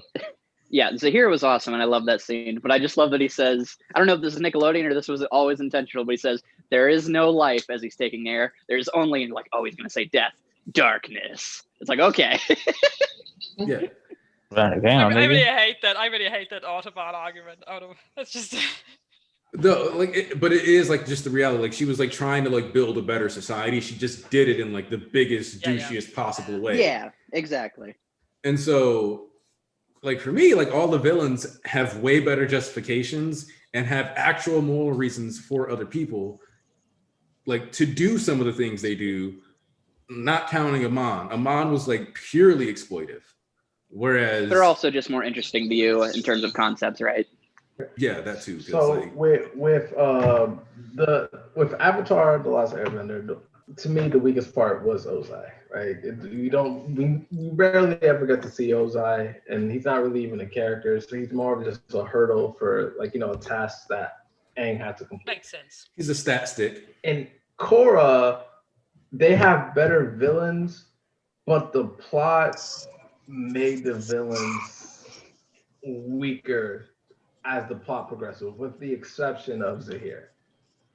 Because Amon was good. To me, Amon was a great villain up until I find out his backstory. And then he just like... Because the story's always mean to him. Yeah, I think that's in many ways, but the trap that you fall into when you make a sympathetic villain, that ultimately you still want the audience to be more on the side of the heroes. So even if you go through the effort of getting, like not doing the pure bad versus good thing that they obviously did in Avatar, the Last Airbender. Here they try to give the villains sympathetic reasons, but they also don't want you to be in the final fight. Oh, I want the villain to win. You are supposed to be. They still got to be scummy in some way. So they need to find a way to ultimately kind of get some hypocrisy in there or something that makes the ideology fall apart. Because if ultimately the villains are right, then that's not the message they want to send. Right. And like, so like somebody said like Kuvira is a worse like Sozin, but here's the thing. With Kuvira, she literally was trying to stop her kingdom from falling apart and killing each other. Sozin and Ozai were like, for the glory of this. That's kind of why, like, as Sayaz just said, they needed a way to make you go like, okay, but no, they're just bad. So if you look at just Kuvira running through the nation and like fixing everything, then you have zero like to complain about. Like if she just fixed the nation outside of like the concentration camps, like she was like, all right, we need to fix the nation. Okay, you don't want to fix the nation. Go to prison. If you just look at it from that angle, it's like, well, she united the Earth Kingdom when everybody else was sitting on their hands and the most viable candidate refused to do anything about it. The thing that made her bad, like completely bad there, was when she decided that, all right, was the nuke cannon on a robot to go get the Republic City because it was stolen land. Like that's when like they added in like that whole, okay, well, this is now a nationalism issue, not just like an issue of I want to fix my country because I don't want people dying in like a bunch of war. Because the reality is like you don't want to be just like stuck sitting like in Sue's compound. Because that's the other thing, like I don't think Sue was thinking about the fact that with the way the nation was going, she either was going to have to get involved anyway, or a bunch of bandits and all kinds of other shit were eventually going to pull up on her city because she was going to be the last refuge of good shit in the Earth Kingdom if it didn't get resolved. She was thinking really short term and selfishly, and like, oh, like, I don't want to have power. Like, no. Like, all you had to do was go help everyone, and then you could have passed it along to somebody else. You didn't have to keep it. You could have made it so that there were elections and stuff too. She didn't do that. Even Prince Wu once handed the kingdom, had more sense about what the Earth Kingdom needed and for its future than fucking Sue did. And that's why Kuvira ended up being a problem. Yeah, no, I didn't say much on Kuvira before, but I think she has the best presence next to Amon. Like, I just really like Zelda Williams' performance for her. Like, it I don't know, just like a cadence in her voice is really strong. And it was pretty cool when she was like, "Hey, bandits, you either work for me or I'm going to tie your arms to the train tracks and run you over with it." That was pretty cool.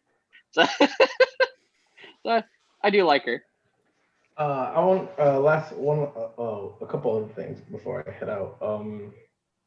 One of the things I didn't like about Kuvira is that she had very little redeeming qualities about her. And like one of the redeeming qualities about her was that, she was in love with Sue's son. I forgot his name. And then at the end, in the last mecha battle, at the end, when she had the fucking arm cannon and just blew up, pretty much tried to kill him, right? So that kind of just like, it was the last straw. Just like, all right, so she's just back to being just, all right, super big bad evil. And it kind of, I don't know, she just fell off for me. It just seemed boring. You're just like, I can't put it in any other words. It just was very flat the rest of the season. Maybe because it was a giant mecha. Oh yeah, like that too. Like I was like, the giant PS2 robot. Yeah, they didn't have to do that. That was weird. It did lead to one of the coolest fights in all of Avatar and Korra, where they're literally like tossing each other into the walls of the ship and slamming each other down and grabbing the balls of mercury and shooting it and making shields. So that was pretty great. All right, so because Neil mentioned this, I'm just gonna real quick clarify that, in my opinion, the ranking for Legend of Korra seasons is this: 3, 1, 4, 2. Agreed. I would say so. Yeah, same thing. 3, 1, 4, 2. Yeah. Yeah. Sayas, anybody else? Anybody disagree with that notion that like Korra no, I don't season? disagree. Yeah, like I don't think. Like I don't think. For some reason, I thought Sayas was going to say, "Oh, so I wasn't listening. I don't care. I don't care about Korra." Like I've seen somebody say 3, 4, 1, 2, but they basically said that Kuvira was like the female version of M. Bison, and they That's pretty cool. Yeah. They had a giant crush on her. No, so I don't remember that much of Korra. I haven't seen it in forever. I just remember that I didn't like the spirit stuff, and I kind of liked season 1, and I thought season 3 was okay. So sounds good, your ranking. Would you put season 3 Legend of Korra above season 1 The Last Airbender? Yes, easily. I could see that argument. I don't agree, but I could see it. Like, season 3 is the most consistently good. It does all the things I said, where it's like, hey, let's give Korra some W's. Let's actually have her be competent, so whenever she gets taken down by the big bad guy, it feels like, oh, it makes sense. They gave Tenzin a great moment. They gave all the characters a great moment. They even gave Bolin an arc. So season 3, I feel like, is the strongest. Also, it looks gorgeous. So also the one thing I will say that I liked about season 2, like one of the things that was really good about season 2 was the movers plot, which I know a lot of people won't care about that, but you need to realize that the movers plot was actually like a real thing, like IRL. Like that's like part of how like World War II propaganda and stuff got spread. So I really like that. We all agree Varric is fantastic, right? Oh yeah, I like Varric. I love Varric. Varric is perfect. He's the goat, yeah. And I love when they were making the super def weapon, and then he measured the units measurement that they were using to measure energy was Julie's Varric's. Oh, that was great. Or whenever he got his part of the flashback episode where he just like re-edited the whole series and he's like Zombie Amon and Vatu and Zahir, and they didn't invite Unalaq because we don't like him, and then they fought Giant Bolin who met the Queen of the Fairies and got airbending because he kissed Opal. It's like yeah. I relate just like this too, But hey, y'all gotta head out. Yeah, I was about to say, like, I know a lot of people got to head out. because we've been going for about 2-3 hours, which is actually longer than I expected. So here, I was gonna ask one last question before I head out too. Okay, fire. I'm a firebender for life. I think fire is the weakest one of the four. Oh no, I don't care about that. I care about whooping hoes. I take water. I've always been a water person. I don't really like water in real life, but funny enough, I got a bias against water or ice care. Like if you're using that ability, you're my favorite automatically. Like you can use firebending to like scan people's chi and energy and stuff too. That's something that got like shown in book 2, which I like that because that was another thing I like that expansion. Cool. Like Korra expanded on bending a lot. That's what very well. It did it very well. Like it showed like a lot of cool Korra's world building just in general was good. Just how everything progressed, it was just interesting to see. Yeah, like I don't mind the cars, stuff like that. My bending is water because healing. I just think that's incredibly useful. I don't even care if I can fight. Just the fact that like I hate pain. So if I get hurt and I'm just like booyah, taken care of. That's why I have you around, so I can be the DPS. Y'all just take care of me. we get the Charlotte here. We get the Charlotte here. I think Earth. I think air is probably the most OP because I forgot where I heard this and I forgot like the justification behind it. But apparently, when they're fighting airbenders, they can't see the air being bent. They just get hit like with like an invisible force, pretty much. Oh shit! Yeah, that's just for us. Other people, like when Aang's on the scooter, he's just floating in midair. He's not actually like they feel the air, but they don't actually see the wind being bent around them. That's just for us. So that's probably why air is the strongest. Then so you could say you have the force. Yeah. And Earth is tough to me because you got lava and metal. Yeah. I think Earth has the most adaptations. Like it has the most variance to it. Okay, one thing I will say is that there are, because somebody mentioned lion turtles, they do technically have foreshadowing, but they have that Oda kind of foreshadowing where there's little like statues and stuff. Yeah, it's not good enough. It doesn't justify it. Yeah, like it's not good enough. I agree with that. Avatar is my favorite piece of entertainment, but I will not give it that. Like they showed us lion turtles, and I'm like, that was lazy. You should have done a little more with that. Yeah. Either way, what do you want? Say as what you're bending. Oh, Pandit. As a child, I always wanted fire bending. Currently, I'm more leaning towards earth. I don't know, fire or earth. Your husband gonna be fire, so it don't even matter. You know what I'm saying? Right, then I need to pick earth. Come over here, say it. No, I'm playing.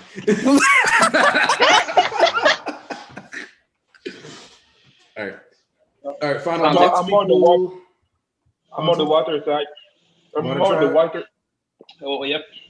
The fact that water, I always loved water as a kid, but not only this, the way that in Avatar water changed. You can use water, and every water is everywhere. So when this aspect of water, that's what sometimes I'm really mad of on Magic Tap series, because they always separate water and ice.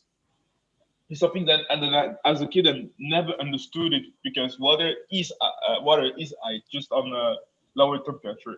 So yeah, I'm a water.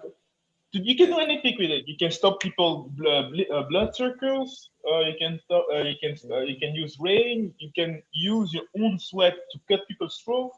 Best thing ever. Listen, you know what? I would be a millionaire as a waterbender, because I'm gonna go back in time into the days of the Avatar. I'm gonna use this prior knowledge, and I'm gonna be a personal boudet to royalty. I don't know. Water was always the one I never wanted to have. I don't know why. Nigga, you gonna be a bidet? Yep. You gonna clean assholes? That's what you want to use water for? I'm gonna get my bait for the royalty. They're gonna be like, "Oh, he's so skilled." I'm like, "Yeah, clean the queen ass, clean the king ass in the water." And then I'm like, "Yeah, I'm gas like that. If I'm getting bait, then I can retire early."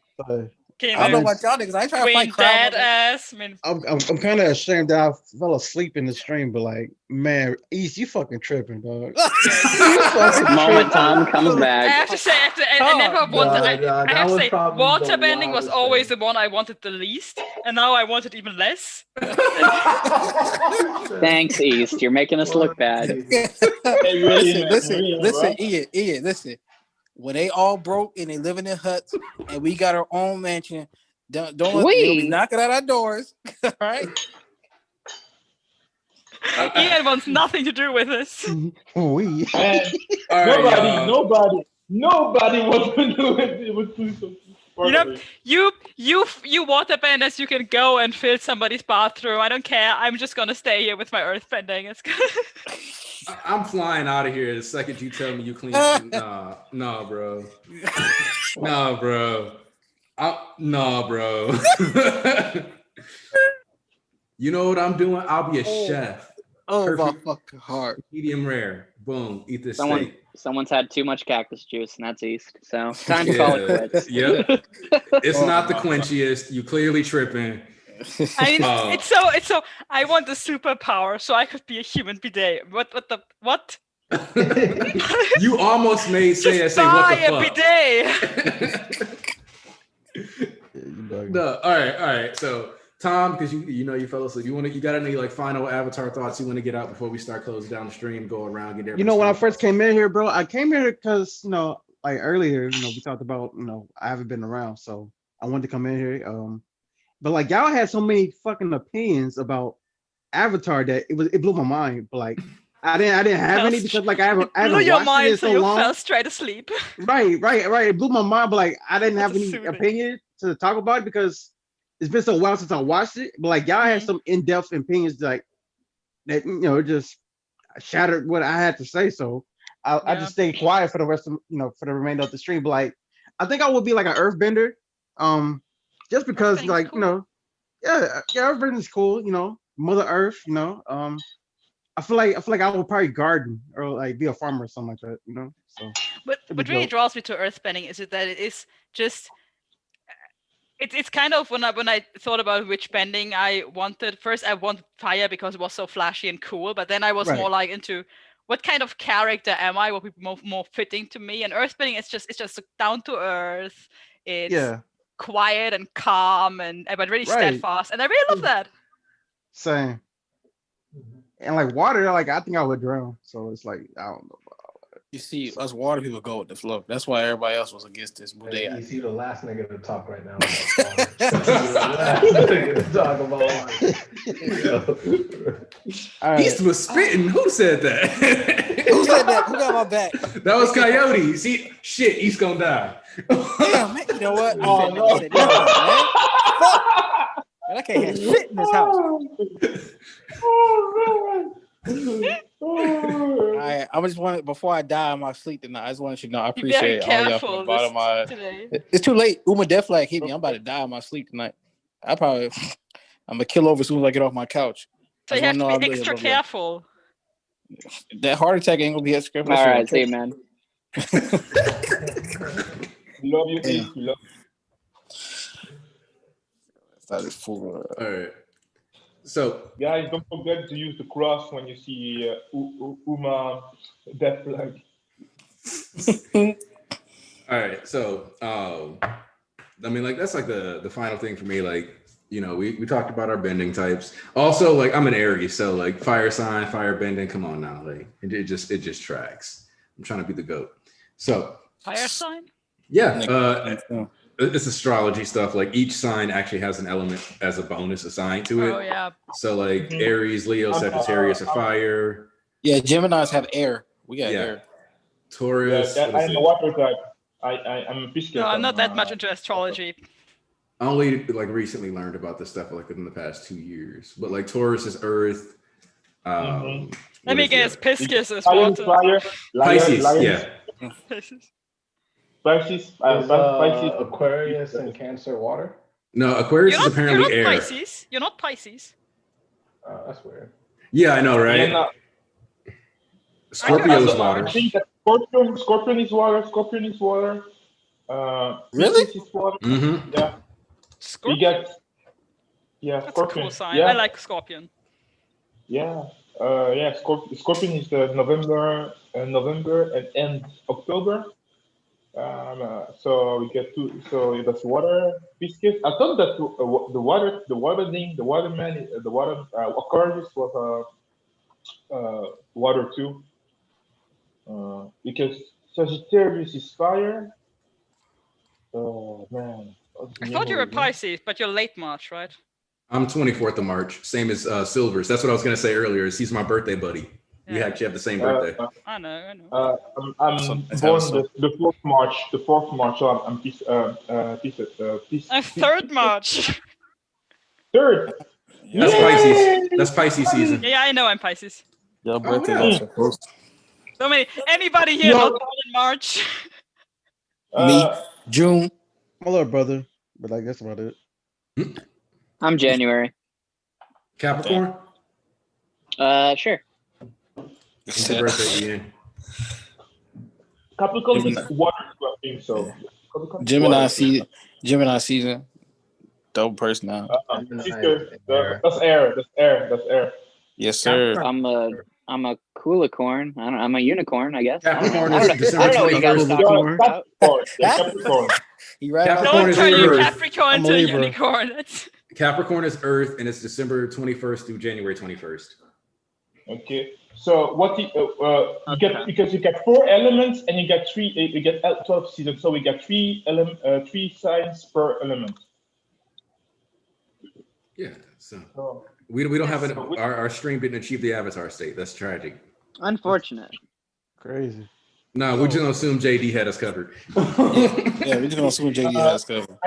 My Chinese sign is the red because I'm born in '96, and my element is fire from Chinese form. Oh yeah, I'm a rooster, so because it's 93. Oh, yeah, 93. Waterfall. All right, so I think that kind of wraps it all up.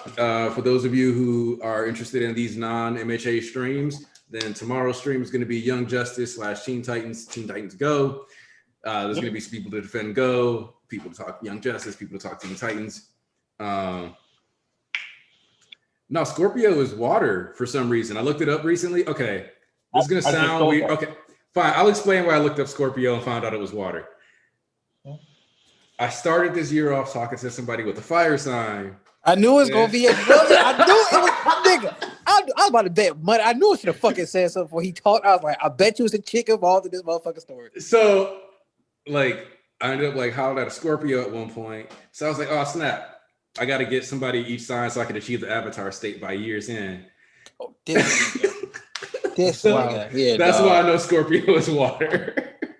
This nigga. You make this nigga built different. No, I did not make Avatar State yet, but I am about to double back and get that fire.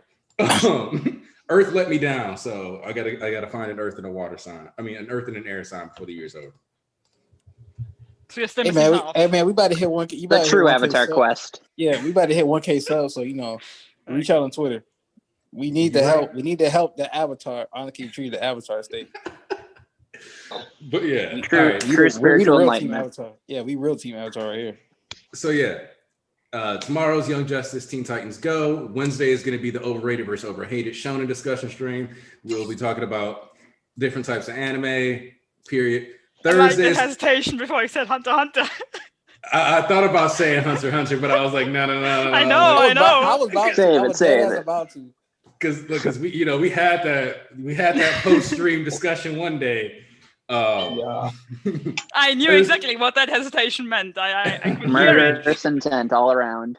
Thursday is going to be the Boondocks. That should just be funny, mostly enjoyable. We'll talk about some of the points of the episodes too, though. Of course, for example, the hidden never aired BET episode of the Boondocks that I don't know if anybody knows about.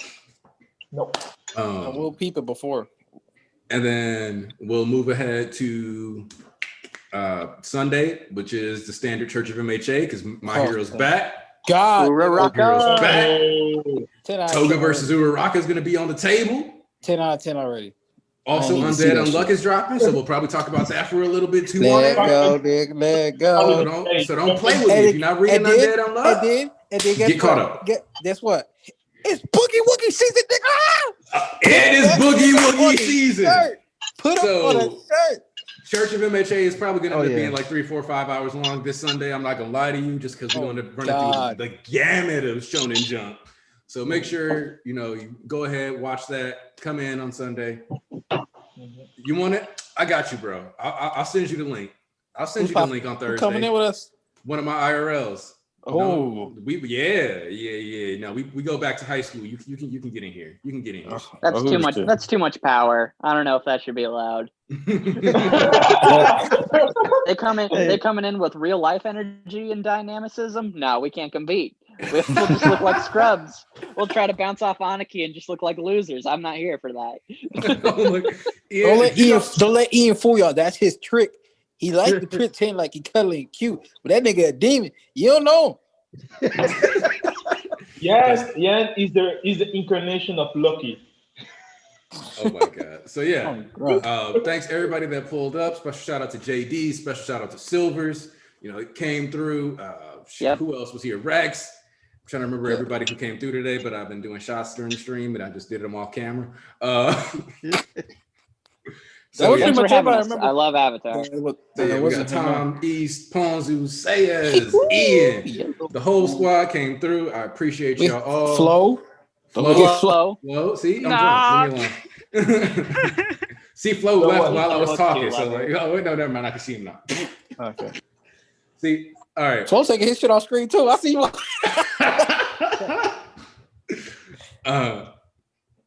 But yeah, appreciate y'all all for real, from the bottom of my heart. Let's help me get to that 1K. Let's keep advancing.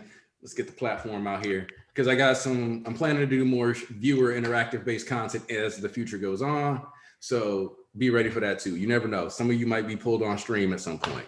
Be ready for it. That's all I really got to say. If the crew wants to say goodbye, here's your chance. Yes, sir. I would like to say I love y'all. You're about to see y'all all week. Y'all be safe and be healthy too. Your guy Tom is back. I'm sorry I've been gone for so long. Even though I'm not the most in-depth reviewer or My Hero Academia enthusiast, I'm still here. So it's like, that's all we care about. Yeah. Yeah, as long as you got a voice, man. All right, so we appreciate you all. You just want to discriminate niggas who can't speak now? I just want to say that. Hey, that's not what I meant. Don't get me canceled. Chill. Cancel Aniki for 2020, man. Don't try to get me canceled out here. Relax. I'm not hating on the mute community. Happy Avatar Day, everybody. Down with the Avatar and eat your unfried dough.